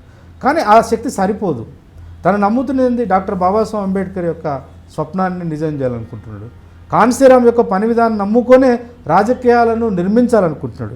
ఇవాళ గ్లోబలైజేషన్, ప్రైవేటైజేషన్ వచ్చిన తర్వాత 90 నుంచి రాజకీయాలంటే ఎంత జ్ఞానం ఉన్నా నువ్వు మాట్లాడుకోవడానికి గౌరవిస్తారు. ఇప్పుడు మాట్లాడితే అందరూ చాలా బాగా మాట్లాడుతున్న పిల్లగాడు అంటారు, లేకపోతే కానీ రేపు ఎన్నికలలో పోవాలంటే నీ దగ్గర డబ్బులు ఎన్ని ఉన్నాయని అడుగుతున్నారు. అంటే పూర్తిగా ఈ ఎన్నికల యొక్క రాజకీయాలను ఆధిపత్య కులాలు డబ్బులు ఉన్నటువంటి వాడే రాజకీయాలు చేయాలనేటువంటి ఒక వ్యవస్థను నిర్మించారు ఇప్పుడు. కానీ డబ్బులు లేవు ఈ ప్రజారాసుల దగ్గర. ముఖ్యంగా విశారదన్ లాంటి వాళ్ళ దగ్గర ₹1 ఉన్నాయనైతే నేను అనుకోను. కానీ తనకు మనోబలం ఉంది, ఒక స్పష్టత ఉంది. మాన్యశ్రీ కాన్సీరామ్ లాగా ప్రజల యొక్క నిజమైన కన్నీళ్లను కనుక మనము పట్టుకోగలిగితే, ప్రజలు ఈ బాధిత సమూహాల యొక్క నిజమైన కోరికలను కనుక మనం అర్థం చేసుకుంటే, వాళ్ళ యొక్క ఆవేదనను, వాళ్ళ యొక్క ఆలోచనలను, వాళ్ళ జీవితాలని మన జీవితంలోకి మనం కనుక ఆహ్వానం తీసుకొని, మనం అవలోకనం చేసుకొని, మనం కూడా మనసా వాచా కర్మన మన నాయకత్వంలో, మన పని విధానంలో అంతే స్పష్టత, అంతే శ్రద్ధ, అంతే కమిట్మెంట్తో పనిచేస్తే ప్రజలు తప్పకుండా విశ్వసిస్తారు. చరిత్రలో ఎంతోమంది అట్లాంటి మహానుభావులు ఉన్నారని నమ్ముతున్నాడు. అందుకనే ఏది చేసినా కూడా 2 పాదయాత్ర దీనికంటే ముందు సైకిల్ యాత్ర చేసిండు, తర్వాత 5,000 కిలోమీటర్లు పాదయాత్ర చేసిండు, తర్వాత 10,000 కిలోమీటర్లు. ఒకప్పుడు కేవలం మాదిగలు మహారాజులు, మాదిగలు ఒకప్పుడు పాలకులు, జాంబవ పురాణం నుంచి తీసుకొని మన తాత జాంబవుడు సృష్టి పుట్టినప్పుడు పుట్టిండు, సృష్టికి ఆద్యుడు. సృష్టిలో ఒక పౌర సమాజాన్ని, అంటే మనుషులు విడివిడిగా అంత జంతువులాగా బతుకుతున్నప్పుడు అందరినీ కూడదీసి ఒక కుటుంబ వ్యవస్థ, ఒక ఊరు, ఒక పల్లెను నిర్మించినప్పుడు మన తాత. అంటే మనిషికి ఉమ్మడి జీవితాన్ని పరిచయం చేసినటువంటి ఒక గొప్ప నాయకుడు. ఆ నాయకత్వాన్ని మనం పునిపుచ్చుకోవాలని ఒక రకమైనటువంటి సాంస్కృతిక చైతన్యాన్ని నింపిండు. అది అయిపోయింది. తర్వాత రాజకీయ జ్ఞానాన్ని ఇవ్వాలని చెప్పేసి రాజ్యాంగాన్ని పట్టుకొని తిరిగిండు. ఇప్పుడు చాలామంది రాజ్యాంగాన్ని పట్టుకొని తిరుగుతున్నారు. అంటే రాహుల్ గాంధీ గారి నుంచి మొదలు పెడితే ఇవాళ దేశమంతా రాజ్యాంగం అంటుంది. ఎవరికి ఇష్టం ఉన్నా ఇష్టం లేకపోయినా మొత్తం రాజ్యాంగాన్ని పూర్తిగా మంట కలపాలని చూస్తున్న వాళ్ళు కూడా మళ్ళీ రాజ్యాంగం దగ్గరకు మోకరిల్లుతున్నారు. ఒక నటన జరుగుతుంది దేశంలో. ఒకవైపు కబలిచ్చేస్తున్నారు, చంపేస్తున్నారు, పూర్తిగా ధ్వంసం చేయాలనుకుంటున్నారు, కానీ మళ్ళీ దాన్ని ఆరాధిస్తున్నారు. సో ఈ కుట్రలన్నింటినీ మనం ప్రజలకు చెప్పాలని 10,000 కిలోమీటర్లు. నేను యాజ్ ఎ పొలిటికల్ సైన్స్ స్టూడెంట్గా నాకున్న పరిమితమైన జ్ఞానంలో ప్రపంచంలో 1,00,000 కిలోమీటర్ల పాదయాత్ర, 1,00,000 కిలోమీటర్ల రథయాత్ర అనేటువంటిది నాకు తెలిసి కేవలం మావో ప్రారంభం చేసిండు. 1949లో విప్లవం విజయవంతం అయిన తర్వాత, విప్లవం విజయవంతం కావడం అంటే ఏం తమ్మి, రాజరిక వ్యవస్థ రాజులను యుద్ధంలో ఓడించడం విప్లవం వచ్చినట్టే. లేదా ఇప్పటిదాకా ఆధిపత్యాన్ని చెలాయిస్తున్న వాళ్ళని, అది యుద్ధం అంటే ఆయుధం ద్వారా కావచ్చు, ఎలక్షన్ల ద్వారా కావచ్చు, వాళ్ళని అధికారుల నుంచి తొలగించడం విప్లవం. అట్లా మావో సాధించినటువంటి విప్లవాన్ని గుణాత్మకమైన విప్లవంగా మార్చడం కోసం సాంస్కృతిక ఉద్యమాన్ని ప్రారంభించి 1,00,000 మందితో బయలుదేరితే ఆయన చిట్టచివరి వరకు కేవలం 8,000 మంది బతికారు ఆయన యొక్క అనుచరులు. గాంధీ చాలా గొప్పవాడు దేశానికి స్వాతంత్రం తీసుకురావడంలో. అంటే బాగా డబ్బులు ఉన్న వాళ్ళ చేతిలో ఉన్న ఆలోచనని, లేదంటే కేవలం ఉన్నత కులాలకు, చదువుకున్న వాళ్ళకు, లాయర్లకు, పెట్టుబడిదారులకు సంబంధించినటువంటి ఒక అంశాన్ని సామాన్యుడికి కూడా అర్థమయ్యేటట్టు చెప్పడంలో గాంధీ సక్సెస్ అయ్యాడు స్వాతంత్రోద్యమంలో. ఆయన కూడా సబర్మతి ఆశ్రమం నుంచి దండి వరకు ఉప్పు సత్యాగ్రహం చేసిండు. ఎన్ని కిలోమీటర్లు? 340 కిలోమీటర్లే. అంటే ఈ దేశానికి స్వాతంత్రం తీసుకురావడం కోసము ఒక 340 కిలోమీటర్లు నడిస్తేనే దేశం అంతా ఆయన చుట్టూ నిర్మాణమైంది. మరి ఆల్రెడీ 5,000 కిలోమీటర్ల పాదయాత్ర ముగించింది. 10,000 ఇప్పుడు 5,000 అంటేనేమో ఒక కులానికి సంబంధించింది అనుకుందాం. మరి 10,000 కిలోమీటర్ల పాదయాత్ర అనేది మొత్తం ఈ తెలంగాణ ప్రాంతంలో ఉన్న ప్రజారాశులు అందరిది కదా. అందరిది అన్నప్పుడు అందరూ ఓన్ చేసుకోలేదు, చూసినావా? అదే ఇప్పుడు విశారదన్ ఒక రెడ్డి అయి, విశారదన్ ఒక బ్రాహ్మణ్ అయి ఉంటే, విశారదన్ ఒక కమ్మాయి ఉంటే, తప్పకుండా విశారదన్ ఇప్పటికీ దేశంలోనే ఒక అత్యున్నతమైన ఎదిగస్తున్న గొప్ప నాయకుడిగా ఈ మీడియా ప్రచారం చేసేది. ఈ సమాజం కూడా అట్లా ఆయన ఎత్తుకొని పూజించేది. కేవలం ఆయన మాదిగ కాబట్టి, అనగారిన సామాజిక వర్గాల నుంచి వచ్చినటువంటి ఒక మాదిగ బిడ్డ కాబట్టి ఇంకా కూడా సమాజం ఇప్పుడు అంటే ఆయనే దాదాపు ఇన్ని సంవత్సరాల త్యాగం చేస్తే ఇప్పుడు విశారదని మాట్లాడితే ప్రతి ఒక్కరు వినవలసిన అనివార్యతను క్రియేట్ చేసిండు. అట్లా 10,000 కిలోమీటర్లు అయిపోయింది. ఇప్పుడు ఇవాళ మీరు ప్రస్తావించినటువంటి అంశం ఏదైతే ఉందో, జేఏసీ అవసరం ఉంది తమ్మి. జేఏసీ ఇప్పుడే బలంగా అవసరం. గతంలో జేఏసీ ఉంది, కొంత రాజకీయ పార్టీలు హైదరాబాద్ అంటే ఈ పట్టణ ప్రాంతాలకు పరిమితం అయిన వాళ్ళు నాయకత్వం వహించి ఆంధ్ర పెట్టుబడిదారుల మీద, లేదంటే కేంద్ర ప్రభుత్వం మీద ఒత్తిడి తీసుకురావడానికి అప్పుడు జేఏసీలు పనిచేసినాయి. ఆ జేఏసీలు మొత్తం గ్రామాల్లోకి పోయి పని చేయలే, గ్రామాలే జేఏసీగా మారినాయి. ఇవాళ జేఏసీ ఇప్పుడు జేఏసీ యొక్క అవసరం ఇంకా అత్యవసరం ఉంది. తర్వాత ఇప్పుడు జేఏసీగా నిర్మాణం అయింది మాట్లాడేది ఈ అధికారంలో ఉన్న వాళ్ళకి కానీ, భూమి మీద ఆధిపత్యం ఉన్న వాళ్ళకి కానీ, సంపద మీద ఆధిపత్యం ఉన్నటువంటి తెలంగాణలో పుట్టి పెరిగినటువంటి చాలామంది ఈ పెట్టుబడిదారులకు, ఈ భూస్వాములకు నచ్చదు. కాబట్టి ఇప్పుడు ఇంకా చాలా శక్తిని కూడగట్టుకొని జేఏసీని నిర్మించాలి. ఈ జేఏసీల నిర్మాణం కేవలం ఒక విద్యార్థులో, లేదంటే ధర్మ సమాజ్ పార్టీ లాంటివో, లేదంటే వివిధ కులాలను చైతన్యపరచడం కోసం సంఘాలు పెట్టుకున్నటువంటి, ఇప్పుడు ఉదాహరణకు జాజల శ్రీనివాస్ అన్న ఉన్నాడు, ఒక బీసీ సమూహానికి ఆ బీసీ సంఘాన్ని పెట్టుకొని తను పనిచేస్తున్నాడు. ఆర్ కృష్ణయ్య లాంటి వాళ్ళు ఉన్నారు. సరే నేనేమంటే వాళ్ళ తరం అయిపోయింది. ఇక ఆయన ఇప్పుడు ఊళ్ళల్లో తిరిగి ఒక ఊర్లను కదిలించేటువంటి ఓపిక కానీ శారీరక శక్తి కానీ వాళ్ళకి లేదు. ఇప్పుడు జాజల శ్రీనివాస్ లాంటి వాడు, లేకపోతే ప్రతి కులానికి ఒక సంఘం ఉంది కదా, ప్రతి కులం మున్నూరు కాపు నుంచి మొదలుకుంటే యాదవులకు ఒక సంఘం ఉంది, గౌడ్లకు ఒక సంఘం ఉంది. సంఘం లేని కులం లేదు. సంఘాలు పెట్టుకొని ఆ కులానికి రావాల్సినటువంటి న్యాయమైన వాటా కోసం పనిచేస్తున్నారు కొంతమంది. అయితే వాళ్ళు గ్రామాల్లో ఉన్న వాళ్ళ కులంలో ఉన్న బీదవాడి దగ్గర పోలే. ఈ జేఏసీ ఎందుకు అవసరం అంటే హైదరాబాదు, వరంగల్, కరీంనగర్ ఈ పట్టణ ప్రాంతాలలో కొంత చదువుకొని చైతన్యం వచ్చి సంఘాలు పెట్టుకొని కేవలం లెటర్ ప్యాడు జేఏసీలుగా కుల సంఘాలుగా ఉండకుండా ఈ కుల చైతన్యంలో నుంచి అస్తిత్వం, ఆత్మగౌరవం, ఐక్య పోరాటం, నీ అస్తిత్వం కోసం నువ్వు సంఘం పెట్టుకున్నావు, నీ కులాన్ని నువ్వు సంస్కరించాలనుకుంటున్నావు, నీ కులాన్ని నువ్వు చైతన్యం చేయాలి తప్పదు. అయితే ఈ చైతన్యం అంతా కూడా ఆత్మగౌరవ పునాదిగా జరగాలి. కేవలము మేము సంఘం పెట్టుకుంటాం, లేకపోతే మన కులం నుంచి ఎదిగొచ్చిన ఆయన పలానా పార్టీలో నాయకుడు అయ్యండు, పలానా పార్టీలో మంత్రి అయ్యండి అని మానసికంగా సంతోషం పొందడమే నీ యొక్క ధర్మం కాదు. అది మనవాడు ఎక్కడున్నా మన ప్రాతినిధ్యం రావాలని కొట్లాడడం తప్పేం కాదు. వచ్చినటువంటి ప్రాతినిధ్యాన్ని కేవలం రాజకీయ పార్టీలకు పరిమితం అయిపోయి, లేకపోతే ఉద్యోగాలలోనే పరిమితం అయిపోకుండా కింద ప్రజారాశులు కొన్ని లక్షల మంది ఉన్నారు కదా నీ వాళ్ళు, ఆ ప్రజలకు నువ్వేమో స్వంతంగా సమకూరుస్తావు, ఆ ప్రజల పట్ల నీ యొక్క కార్యాచరణ ఏంది, నీ కమిట్మెంట్ ఏంది అనేది కూడా నువ్వు దానికి నిర్వచనం, దానికి అర్థం చేసుకోవాలి, దానికి ఆన్సర్ చేయాలి. అందుకోసం విడివిడిగా ఉన్నటువంటి ఈ అణగారిన కులాలని, ప్రజారాశుల్ని కలపడం కోసం జేఏసీ అవసరం. ఆ ప్రయత్నం జరుగుతుంది. ఇప్పుడు జేఏసీ అవసరము అని మీరు చెప్తున్నారు. ఇప్పుడు నిజంగా మీరు చెప్పిన నిధులు నియామకాల విషయంలో ఇంకా ఆత్మగౌరవం దక్కలేదు అనడానికి జేఏసీ అవసరమే కావచ్చు. కానీ ఎట్లా జరుగుతున్న పోరాటాలు అని అంటే ఒక ఎజెండా ముందు పెట్టుకుంటే ఆ ఎజెండా నెరవేరింది అని అంటే, ఫర్ ఎగ్జాంపుల్ బీసీ ఉద్యమం, మొన్న వర్గీకరణ ఉద్యమం ఎంత జరిగిందో మనం 2-3 ఇంటర్వ్యూలు చేశాం. వర్గీకరణ ఉద్యమం జరుగుతున్నప్పుడే ఎస్సీలను మొత్తాన్ని వర్గీకరణ ఉద్యమంలో పెట్టి బీసీల కులగణన పేరుతో వాళ్ళను ఒక ఉద్యమంలో పెట్టిరు. కులగణన వర్గీకరణ ఎప్పుడైతే చట్టం చేసారో కులగణన చట్టం కూడా అప్పుడే చేసారు. దానికి సంబంధించినటువంటి ప్రాసెస్ జరుగుతుంది. వర్గీకరణ అయిపోయింది. అయితే కులగణన ఏదైతే జరిగిన తర్వాత కాంగ్రెస్ ఇచ్చిన హామీ మేరకు 42% స్థానిక సంస్థల ఎన్నికల్లో మేము టికెట్ ఇస్తామని రేవంత్ రెడ్డి ప్రకటించిన దాన్ని చట్టం చేస్తారా, అన్ని పార్టీలు ఇస్తాయా లేదా అనే విషయం పక్కన పెడితే, ఇక అసలు మేము సాధించాము అనే ఫీలింగ్లోకి బీసీ నాయకులు చాలామంది వెళ్ళిపోయారు. అంటే మేము స్థానిక సంస్థలో 42% రిజర్వేషన్లు సాధించిన ఘనత మాదే అనే కాడికి వచ్చి తర్వాత ఐక్య పోరాటాలు, తర్వాత ఇంకేం చేద్దాము, తర్వాత ఏంటి అనేది ఇప్పుడు 10 సంవత్సరాల కేసీఆర్ పాలన మనం చూసినాము. ఇప్పుడు అసలు బీసీలు రాజ్యాధికారంలో రావాలనే ఆలోచన కానీ మిగతాయి కానీ ఒకరిద్దరు నాయకులు మాట్లాడినా వాళ్ళు ఈ విశారదనలాగా పాదయాత్రలు చేయడం, విశారదనలాగా ఇంతమందిని జతకట్టడమో చేయట్లేదు.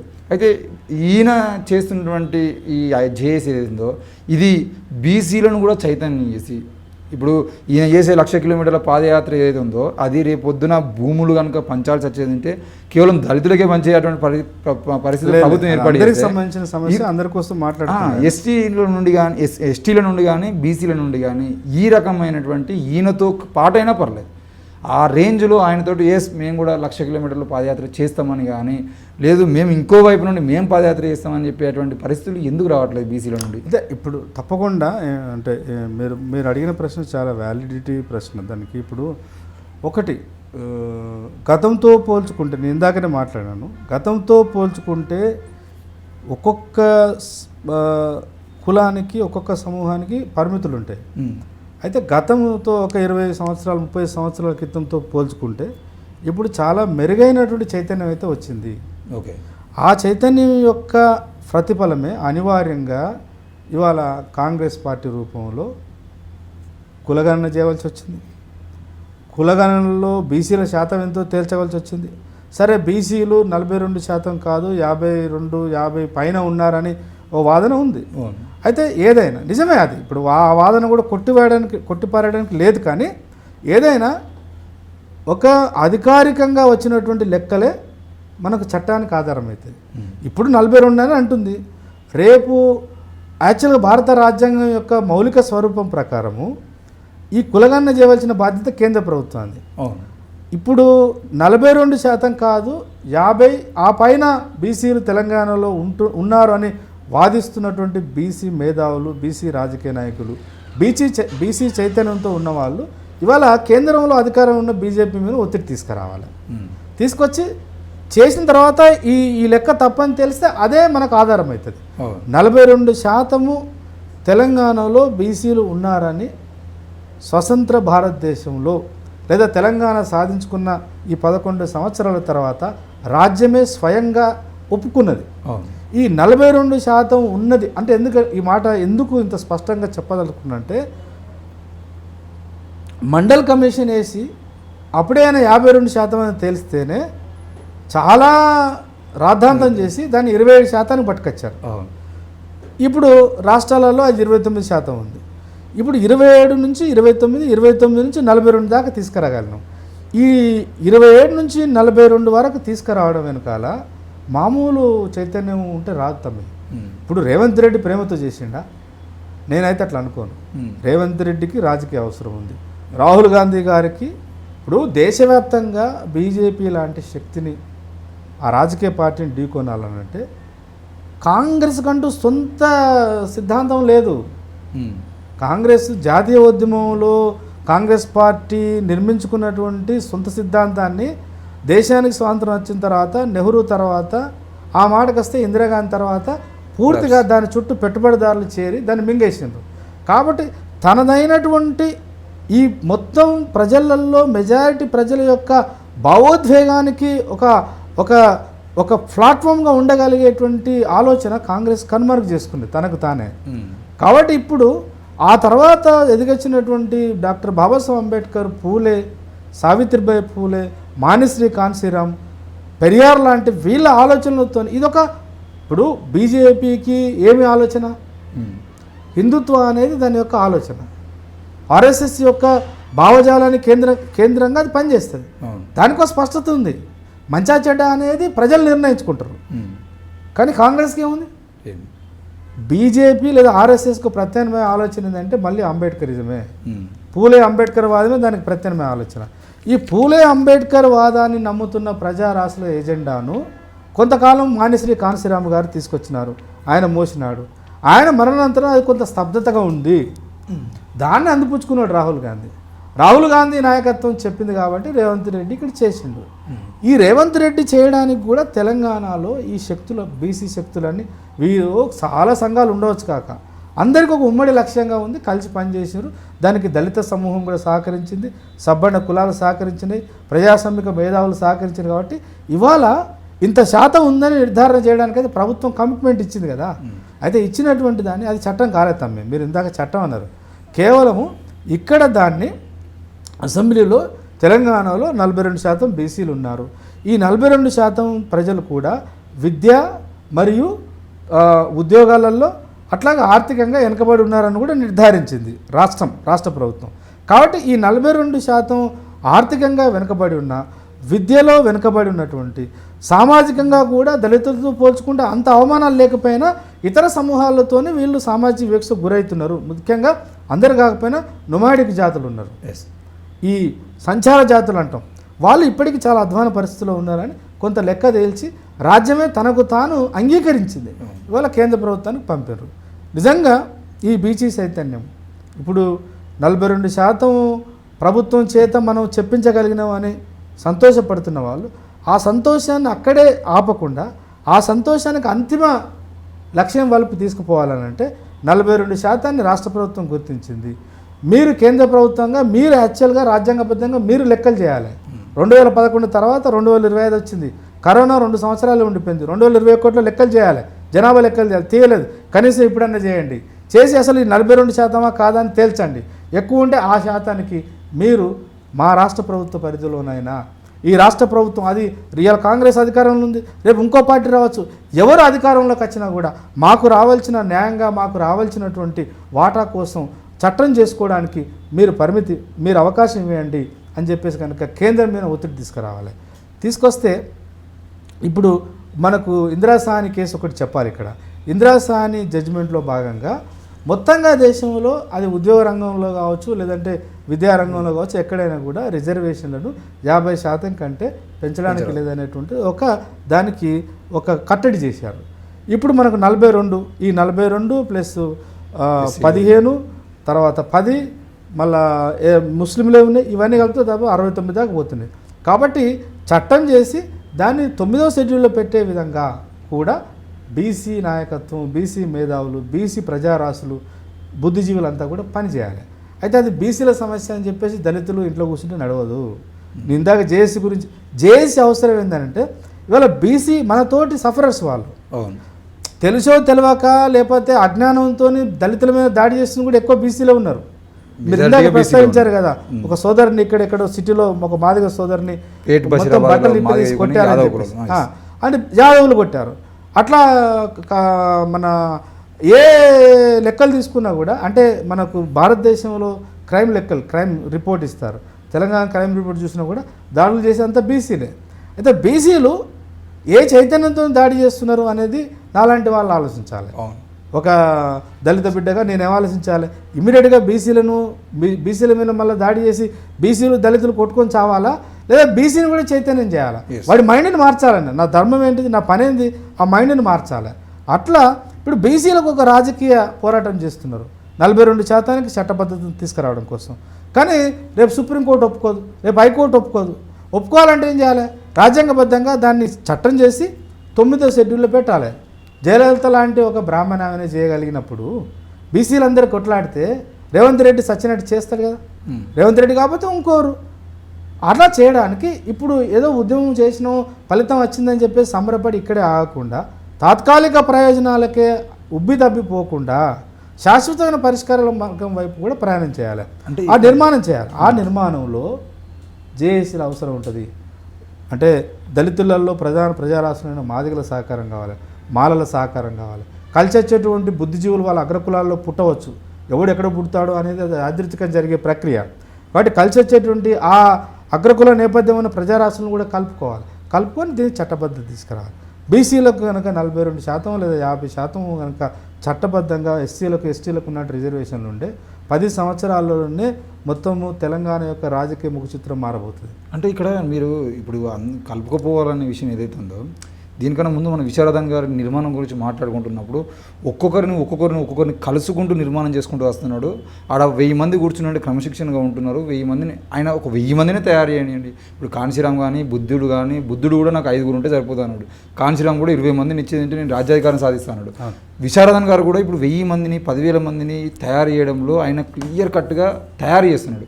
మనదేమవుతుందని అంటే 100 మందిని తీసుకెళ్ళి ఢిల్లీలో ధర్నా, 1000 మందితో ఇందిరా పార్కులో ధర్నా, 10,000 మందితో నిరసన అని చెప్పేసి ఈ ఉద్యమాలు తాత్కాలికంగా చేసేది ఉంటే మీరు అంటున్నట్టుగా బీసీలో అంత పెద్ద చట్టం తీసుకొచ్చేటువంటి పరిస్థితులు ఉండే కదా. ఇప్పుడు ఆ పరిమితులు మీకు తెలుసు, నాకు తెలుసు. అయితే నేను కొంచెము ఆశావాదిని. ఓకే, నేను ఎట్లా ఆలోచిస్తా అంటే, పరిమితులు ఉన్నాయని చెప్పేసి ఆ పరిమితుల మీద మనం విమర్శ చేయడం చాలా ఈజీ. ఇప్పుడు నేను ఈ సందర్భంగా అంటే బీసీ ప్రజారాశుల నుంచి ఎదిగొచ్చినటువంటి సోదరులకు సోదరిమణులకు కొత్త నాయకత్వానికి నేను వినమ్రంగా విన్నవించేది ఏంటంటే, మీరు దయచేసి ఒక విశారదన్లాగా ఎవరు ఉద్యోగాలు చేసేవాళ్ళు ఉద్యోగాలు చేయండి. ఉదాహరణకు నేను టీచర్గా పనిచేస్తున్నాను, ఒక యూనివర్సిటీ టీచర్ను. నేను విశారదన్ మహారాజులాగా అంత శ్రమ చేయలేకపోతున్నా, కానీ తప్పకుండా విశారదన్ మహారాజుకి నా సహకారం కూడా అవసరం. నేను భావజాలాన్ని తయారు చేయాలి. ఇప్పుడున్నటువంటి డాక్టర్ బాబాసాహెబ్ అంబేద్కర్ యొక్క జ్ఞాన సిద్ధాంతంలో ఆ సిద్ధాంతం యొక్క సహకారంతో తెలంగాణ రాజకీయాలను, తెలంగాణ ఆర్థిక వ్యవస్థను, తెలంగాణ సాంస్కృతిక జీవన విధానాన్ని, వర్తమానాన్ని అధ్యయనం చేయాలి. చేసి నాకు వచ్చినటువంటి ఆలోచన సమాహారాన్ని ఆ మొత్తాన్ని మళ్ళీ విశారదనికి ఇవ్వాలి.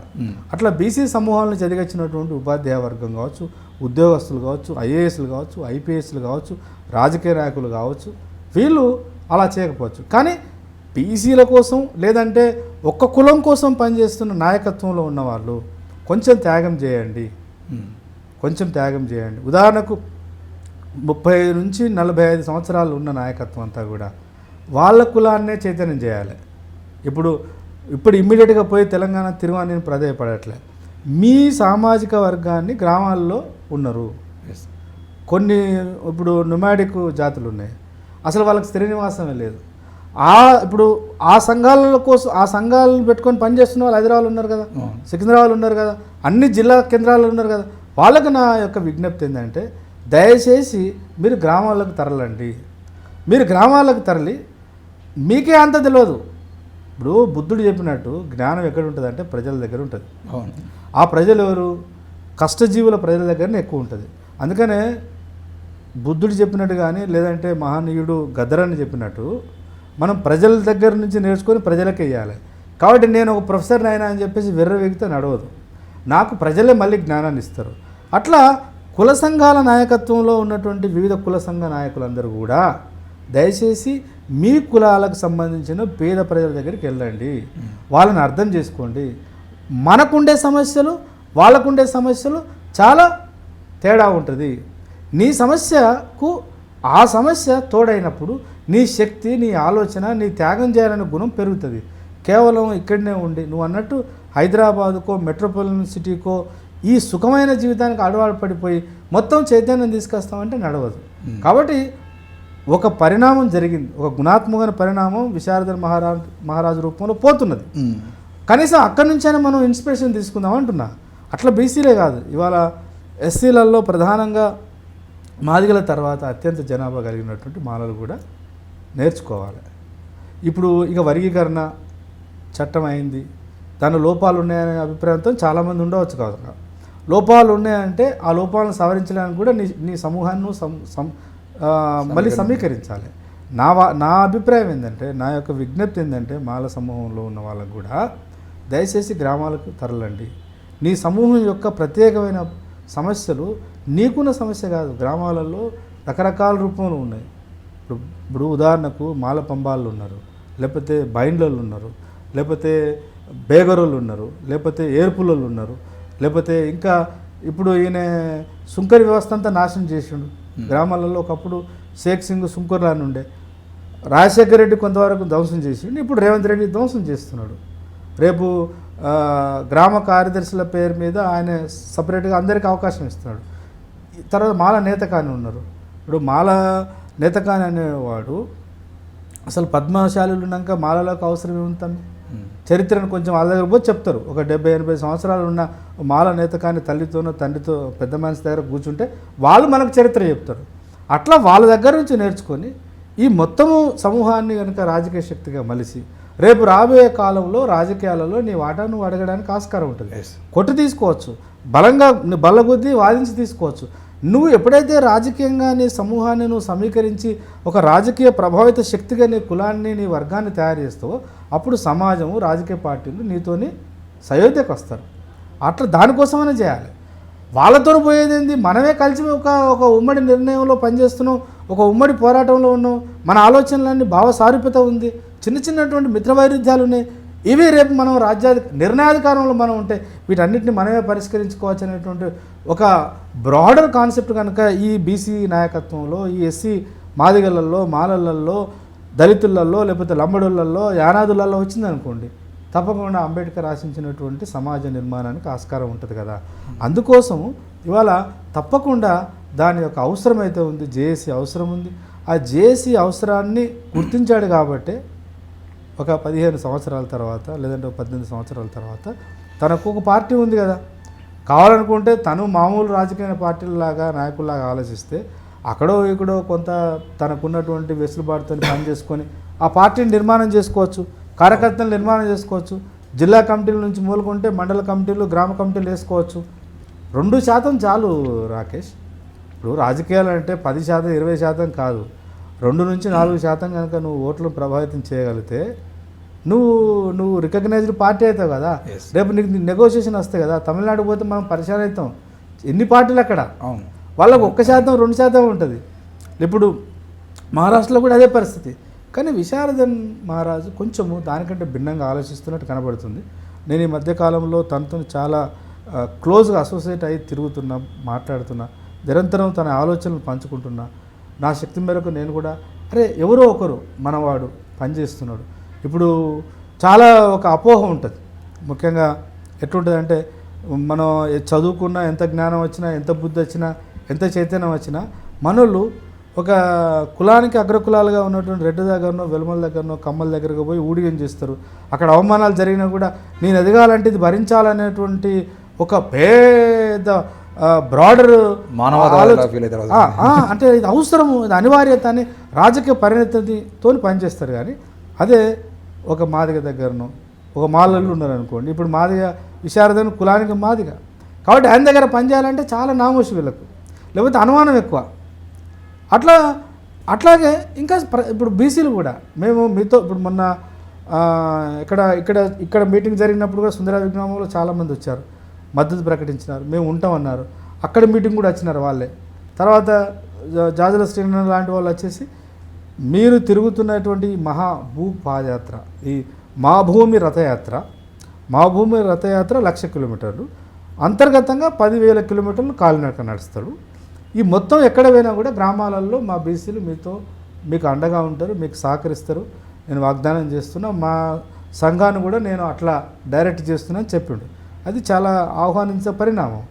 అలా కాకుండా మీరు అన్నట్టు కేవలం ప్రారంభ సభకి వెళ్ళి మళ్ళీ ముగింపు సభ కాకుండా వాళ్ళ సంఘ నిర్మాణాలు వాళ్ళు కొన్ని ఏదో లక్ష్యాల కోసం పనిచేస్తుంటారు. ఇప్పుడు నేను సినన్న లాంటి వాళ్ళకి విజ్ఞప్తి చేసేది ఏంటంటే ఎంత మేరకు వీలైతే అంత మేరకు తప్పకుండా మధ్యలో ఇది 3 సంవత్సరాల 3 నెలల రథయాత్ర, 3 సంవత్సరాల 3 నెలలలో కనీసం నెలకొక్కసారన్నా ఎక్కడున్నా నెలకొక్కసారన్నా పోయి అక్కడ మనం పాల్గొని దానికి ఒక ఎందుకంటే ఇప్పుడు ఒక బీసీ నాయకుడిగా ఒక సీనన్న లాంటి నాయకుడు కనుక అక్కడ అపియర్ అయింది అనుకోండి, ఆ ఊరు, ఆ వాడ, ఆ పల్లె, ఆ పట్టణంలో ఉన్న బీసీలు అందరూ అరే మన నాయకుడే వచ్చింది కదా అంటే ఇది మనదేనేమో అనేటువంటి కలిసి రావడానికి మానసికంగా సిద్ధపడతారు.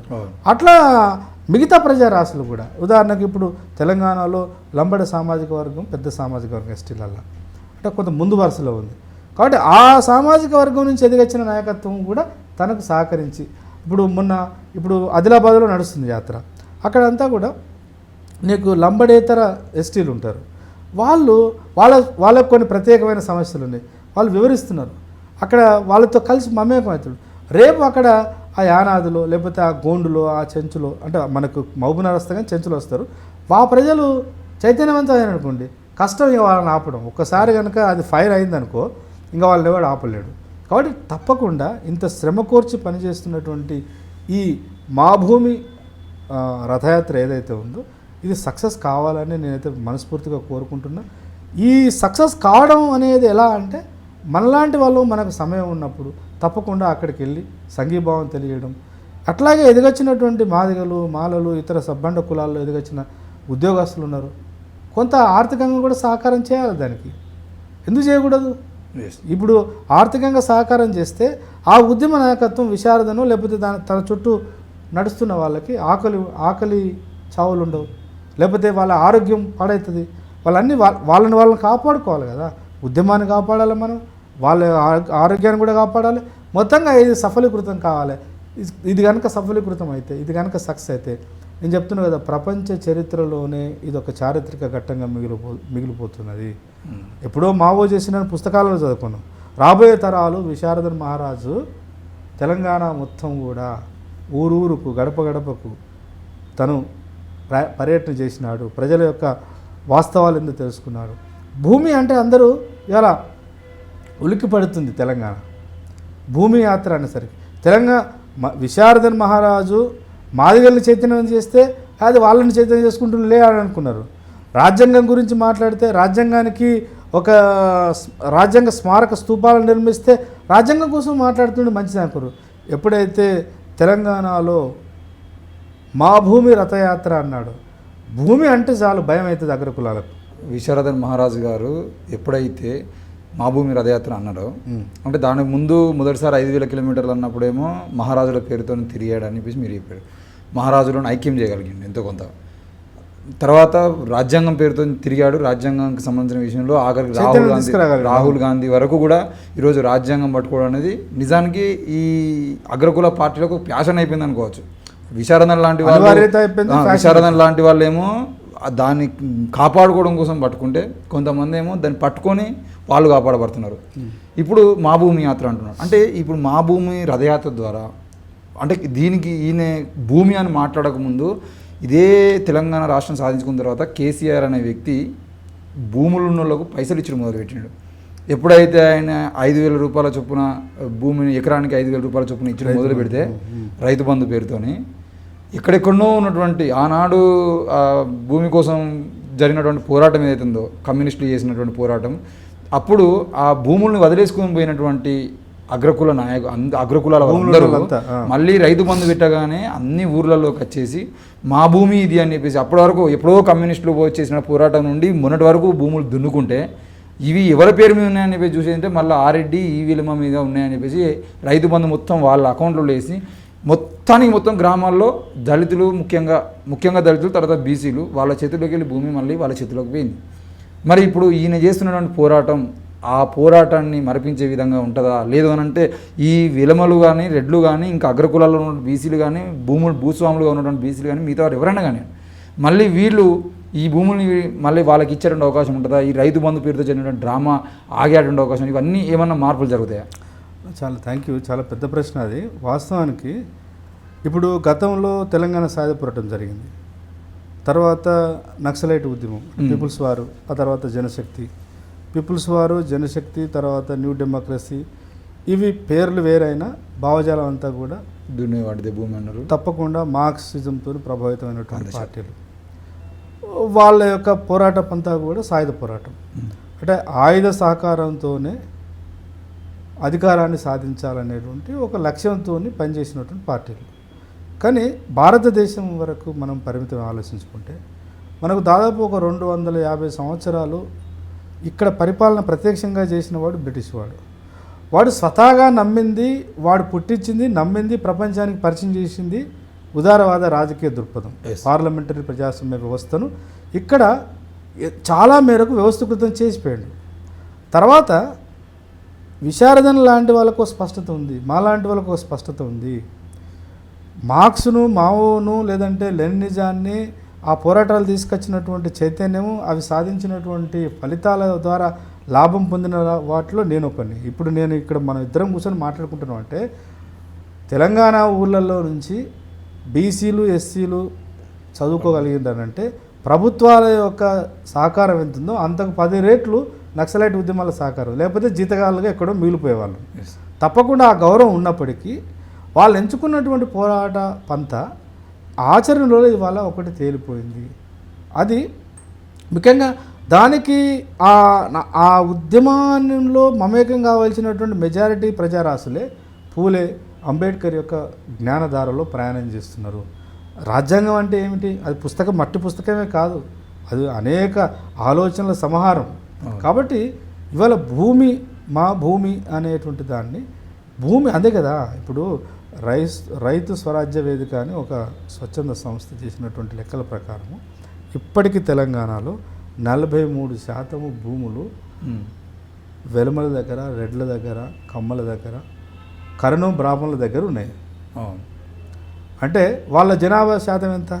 మొత్తం కలిపితే కూడా 7-8% కాదు, 10% వేసుకో. 10% మంది దగ్గర 43% భూమి ఉందనంటే అంటే ఇంకెంత ఎక్స్ట్రా ఉన్నట్టు? 33% ఉన్నట్టే కదా. ఆ 33% శాతాన్ని మళ్ళీ తర్వాత బీసీలకు, ఎస్సీలకు 9% ఉంది, ఎస్టీల దగ్గర 12% ఉంది. ఆ 12% భూమి ఉంది కానీ పట్టాలు లేవు, 6% పట్టాలు ఉన్నాయి. ఇంత స్పష్టంగా లెక్కలు ఉన్నాయి కదా. భూమి అంటే కేవలం అది మట్టి కాదు, ఆ భూమి అనేది ఆత్మగౌరవానికి ప్రతీక. ఒక 2-3 ఎకరాల భూమి ఉన్నటువంటి ఒక కుటుంబము ఆ ఊరిలో ఎంత స్వేచ్ఛగా, ఎంత ఆత్మగౌరవంగా నిలబడగలుగుతుంది? కులానికి తక్కువే కావచ్చు, చదువులో కూడా పెద్దగా చదువుకోకపోవచ్చు, అరే ఏం లేకపోయినా భూమిని నమ్ముకొని బతుకుతాడు, ఆత్మగౌరవంగా ఉంటాడు అనేటువంటి ఒక ఆత్మస్థైర్యం వస్తుంది కదా. ఇవాళ ఎందుకు తెలంగాణలో మళ్ళీ ఒకసారి భూమి కోసం ఒక రాజ్యాంగ మౌలిక సూత్రాలకు అనుగుణంగా ఒక భూమి కోసం పోరాటం చేయాల్సి వస్తుందంటే, అంతకుముందు ప్రయోగాలు చేశాము, అంతకుముందు కొన్ని ప్రయత్నాలు జరిగినాయి, కొంత సక్సెస్ అయింది, చాలా వరకే ఫెయిల్యూర్ అయినాము. కాబట్టి భూమిని ఆక్రమించడం కాదు, భూమి మీద చట్టబద్ధతను తీసుకురావడం ఎలా, భూమిని పంచాలి. 43% తప్పకుండా ఈ కులానికి అగ్రకులాలుగా సమూహాలుగా ఉన్న వాళ్ళకు న్యాయంగా రావాల్సిన వాటా వాళ్ళకి ఇస్తూనే మిగిలినటువంటి భూమిని ఏ ప్రజారాశులకైతే తక్కువ ఉందో ఆ ప్రజారాశులకు పంచవలసిందే. అదే రైతు స్వరాజ్య వేదిక యొక్క స్టాటిస్టిక్ ప్రకారము 44% బీసీల దగ్గర భూమి ఉంది. అయితే బీసీలు అంటే సబ్బండ కులాలు, అందులో ఎదిగొచ్చిన కొన్ని కులాల దగ్గరనే ఎక్కువ భూమి ఉంది.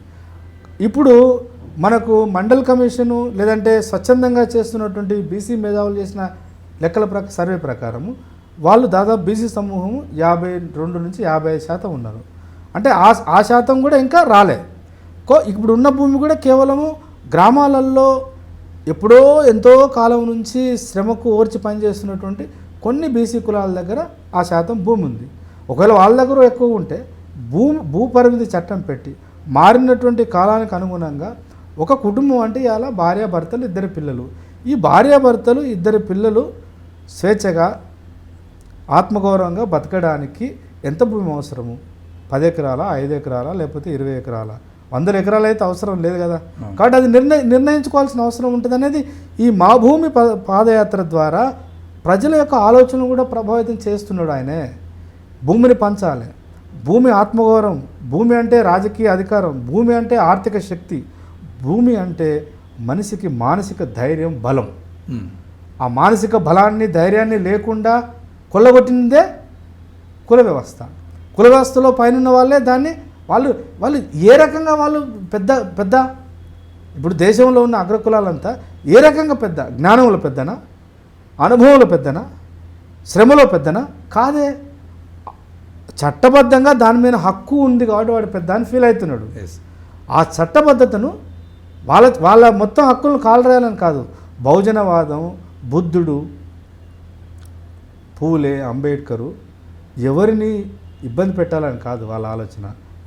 వాళ్ళకు రావాల్సినటువంటి ఒక మనిషిగా తనకు ఉండవలసిన గౌరవం, ఒక సమూహంగా ఆ సమూహానికి రావాల్సిన వాటాన్ని ఇస్తూనే ఆ సమూహం దగ్గర ఆ సమూహం యొక్క శక్తి కంటే ఎక్కువ ఉంది, పోగుబడి ఉంది. ఇప్పుడు భూస్వామి 100 ఎకరాలు ఉంటాయి, ఆయన వ్యవసాయం చేయలేడు, చేసే వాళ్ళకి అవకాశం ఇవ్వడు. మరి ఈ దేశ సంపద ఎట్లా పెరుగుతుంది? ఈ మా భూమి పాదయాత్ర ఏంది అని అంటే, అంబేద్కర్ సూత్ర ప్రకారం చెప్పాలంటే భూములను, అందుకని అంబేద్కర్ జాతీయం చేయమన్నాడు కదా. జాతీయం చేయమంటే దాని అర్థం ఏంది? అందరి ప్రజల ఆస్తిగా చూడమని అర్థం. ఇవాళ అంత స్పష్టతతోని మా భూమి రథయాత్ర జరుగుతుంది, ఆ ప్రచారం కూడా అలాగే జరుగుతుంది. ఒక్క భూమి కోసం అంటే భూమి కోసమే కాదు, ఏదో సిపిఐలు సిపిఎంలు లాగా భూ పోరాటాలు అంటే ఓ అడవి ఉంటే లేకపోతే అక్కడ పాడుబడి ఉంటే జెండాలు, అది కాదు మన పోరాటం. విత్ డ్యూ రెస్పెక్ట్, ఈ భూ పోరాటం ఏంటంటే భూమి గురించి ఊళ్ళల్లో చైతన్యం చేయాలి. దాంతోపాటు గ్రామంలో, పట్టణంలో, పల్లెలో ఉన్నటువంటి ప్రభుత్వ సంస్థలన్నీ కూడా ఇవాళ తనిఖీ చేస్తున్నాడు ఆయన. పాఠశాలలకు పోతున్నాడు, హాస్టళ్ళకి పోతున్నాడు, ఎంఆర్ఓ దగ్గరికి పోతున్నాడు, ఎండిఓ దగ్గరికి పోతాడు, రేపు కలెక్టర్ అంటే జిల్లా స్థాయిలో పోతే కలెక్టర్ దగ్గర కూడా పోతాడు.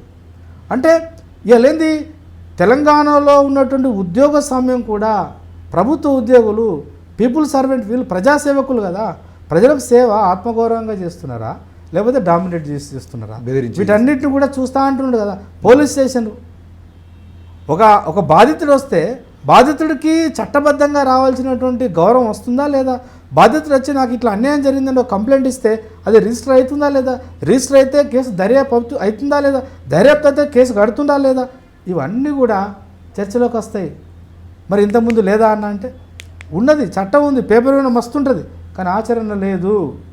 ఆచరణ లేదు కాబట్టి ఇవాళ నల్గొండలో ఎక్కడ ఈ నాగార్జున సాగర్ దగ్గర ఒక మల్లేశ్వర్ అనేటువంటి ఒక చెల్లె, మాదిగ చెల్లె, జానారెడ్డి అనేటను స్నేహం చేసింది, ప్రేమించారు, కొంతకాలం వాళ్ళు ఉన్నారు కలిసి. అతను కులానికి రెడ్డిని కాబట్టి నువ్వంటే నాకు ఇష్టం అని చెప్పి మాయమాటలు చెప్పిండు. నిజంగానే ఫస్ట్లో నిజంగానే ఆ అమ్మాయి పట్ల ప్రేమపూర్వకంగా ఉండవచ్చు. రాను రాను మనసు మార్చుకొని వేరే వాళ్ళ సమూహానికి సంబంధించిన ఒక అమ్మాయిని పెళ్లి చేసుకొని ఆ అమ్మాయిని మోసం చేస్తే ఆ అమ్మాయి ఎలా ఆత్మహత్య చేసుకునేది. ఒక వైద్య వ్యవస్థలో ఉన్నటువంటి అమ్మాయి తనకు తాను సూసైడ్ చేసుకోవడము, పాయిజన్ ఇంజెక్షన్ తీసుకోవాల్సినటువంటి దౌర్భాగ్యం ఎందుకు వచ్చింది? కాబట్టి భూమి యాత్ర అంటే కేవలం భూమి కోసమే కాదమ్మా, భూమి చుట్టూ నిర్మాణమైనటువంటి అసమానతలు ప్రశ్నించడం.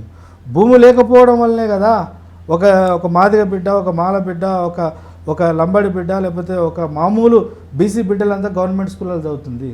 భూమి ఉంటే వాడు ప్రైవేట్ స్కూల్కి పోయేటాడేమో.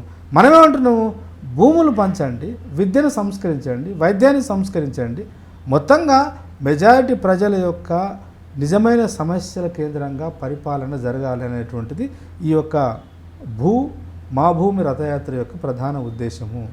అంత స్పష్టంగా ఆలోచన ఉంది, ఆచరణ కూడా పోతుంది. వేలాది మంది, లక్షలాది మంది రాకపోవచ్చు, పదుల సంఖ్యలో ఉండవచ్చు, వందల సంఖ్యలో ఉండవచ్చు.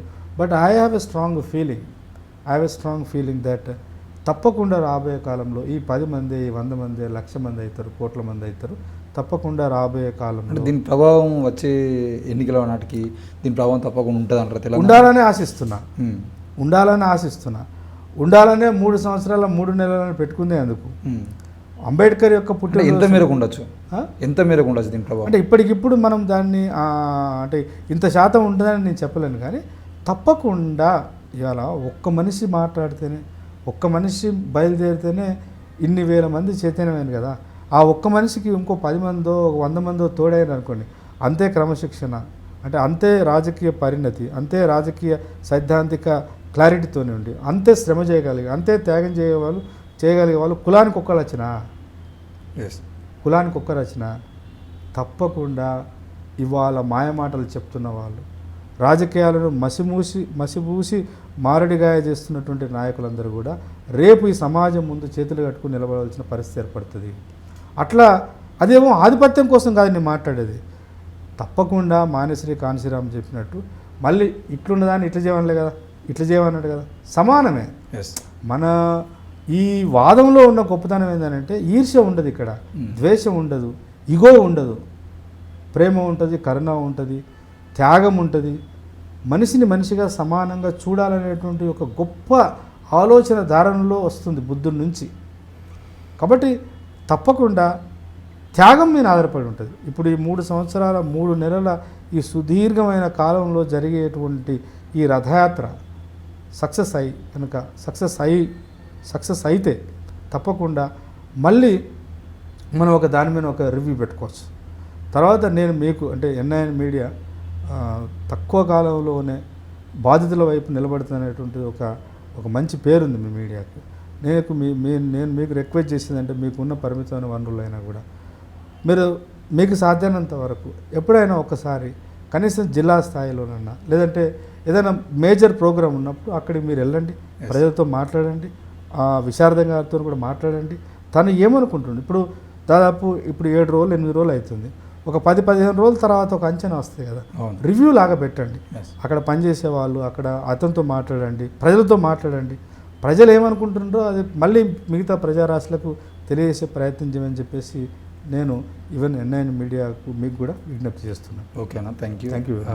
అంటే మీరు చెప్పినట్టుగానే క్లియర్గా మీలాంటి వాళ్ళని ఇప్పుడు విశారదన్ గారిని కాకుండా విశారదన్ పక్కన ఉన్నటువంటి వాళ్ళు, ఎందుకనంటే మీరు వివిధ కులాలకు సంబంధించిన నాయకులు కాబట్టి వివిధ కులాల నుండి వచ్చినటువంటి చాలామందిని మేము ఇంటర్వ్యూ చేసి అసలు ఏం జరుగుతుంది ఏంది అనేది ప్రజలకు చూపించిన తర్వాతనే గ్రౌండ్ రిపోర్ట్కి వెళ్దామనే ఆలోచనలో ఉన్నాము. దాంట్లో మొదటి ఇంటర్వ్యూ మీద అయింది. తర్వాత బీసీ కులానికి సంబంధించినటువంటి ఇంకొక అక్కను కూడా అడిగేటువంటి ప్రయత్నం చేస్తున్నాము. ఆమె కూడా టైం ఇచ్చిన తర్వాత ఒక నలుగురిని చేసిన తర్వాత, ఎందుకనంటే విశారదన్ మహారాజు అని అంటే మహారాజా అనే పేరులో ఉన్నా కానీ మాదిగానే భ్రమల్లో ఉన్నారు. మరి ఆయనకు మద్దతు ఇస్తున్నటువంటి వాళ్ళు ఎవరు అనేది కూడా మీడియా ద్వారా చూపించిన తర్వాత గ్రౌండ్లోకి పోవాలనే ఆలోచనలో ఉన్నాం. చేయాలి. ఓకే, ఇప్పుడు చాలామంది ఎందుకన్నా ఇప్పుడు నేను ఇందాక అనగా కొత్త తరం వస్తుంది, ఆ కొత్త తరంతో మాట్లాడితే వాళ్ళలో ఇంకేమైనా పరిమితులు ఉంటే స్పష్టత వస్తుంది. అప్పుడు అందరం ఇప్పుడు ఐ రిక్వెస్ట్ యూ, మన రామయ్య శెప్పడు ఉన్నాడు, మన మీటింగ్ వచ్చిండదు, అతను కూడా కొంత జ్ఞానవంతుడు. ఇప్పుడు మా తరంలో ఎదుగస్తున్నటువంటి బీసీలలో చాలా స్పష్టతతో ఆలోచిస్తున్నవాడు. అట్లాంటి వాళ్ళతో కూడా మాట్లాడండి. సో ఇట్లా చాలామంది ఉన్నారు. ఈ చిన్న నేనైతే బలంగా నమ్మేది అంటే ఈ చిన్న చిన్న మిత్ర వైరుధ్యాలతోనే మన జీవితం సమసిపోకూడదు. మాలామాదిగల మధ్య కొట్లాడి ఉండవచ్చు, ఇవన్నీ ఉంటాయి. కానీ ఒక అంతిమ లక్ష్యం వైపు కూడా ఆలోచించాలి కదా. ఆ స్పష్టతతోనే నేను క్లారిటీతోనే ఆలోచిస్తున్నా. సాధ్యమైనంత వరకు నా సాధ్యమైనంత వరకు నేను దాంట్లో భాగం కావడానికి ప్రయత్నం చేస్తున్నాను. ఓకేనా, థ్యాంక్ యూ వన్స్.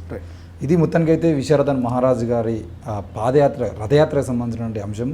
మా భూమి రథయాత్ర అనేది కేవలం ఏ ఒక కులాని కోసమో దేనికోసమో కాదు. మా భూమి రథయాత్ర పేరుతో తెలంగాణ కష్టపడి కొట్లాడి సాధించుకున్నటువంటి తెలంగాణలో జరుగుతున్నటువంటి ప్రతి అంశాన్ని లేవనెత్తి ఆయన దాని మీద పూర్తి అవగాహనతో మాట్లాడటం కోసం, అలాగే ప్రతి రంగాన్ని ఎక్కడికి వెళ్ళినా భూములు కానీ, వైద్యం కానీ, ప్రభుత్వ పాఠశాలలు కానీ, హాస్టళ్ళు కానీ, అక్కడ ఉన్న పోలీస్ స్టేషన్లు కానీ, రెవెన్యూ అధికారులు కానీ, మిగతా వాళ్ళందరూ ఎక్కడెక్కడ ఏ విధంగా పనిచేస్తున్నాయి అనే దాని మీద పూర్తి స్థాయిలో అవగాహన తీసుకొని రేపటి రాజ్యాన్ని సాధించుకోవడం కోసం వేసుకుంటున్నటువంటి బాటల్లో ముఖ్యంగా ఇది ఉండబోతుంది. తప్పకుండా రాజ్యాధికారుల కోసం కాకపోయినా ఈ రాజ్యంలో ఉన్నటువంటి వేల మందిని విశారదనులుగా తయారు చేయడం కోసం, వేల ప్రశ్నించే గొంతుని తయారు చేయడం కోసం జరుగుతుందనే విషయాన్ని అయితే మనం చెప్పడం జరిగింది.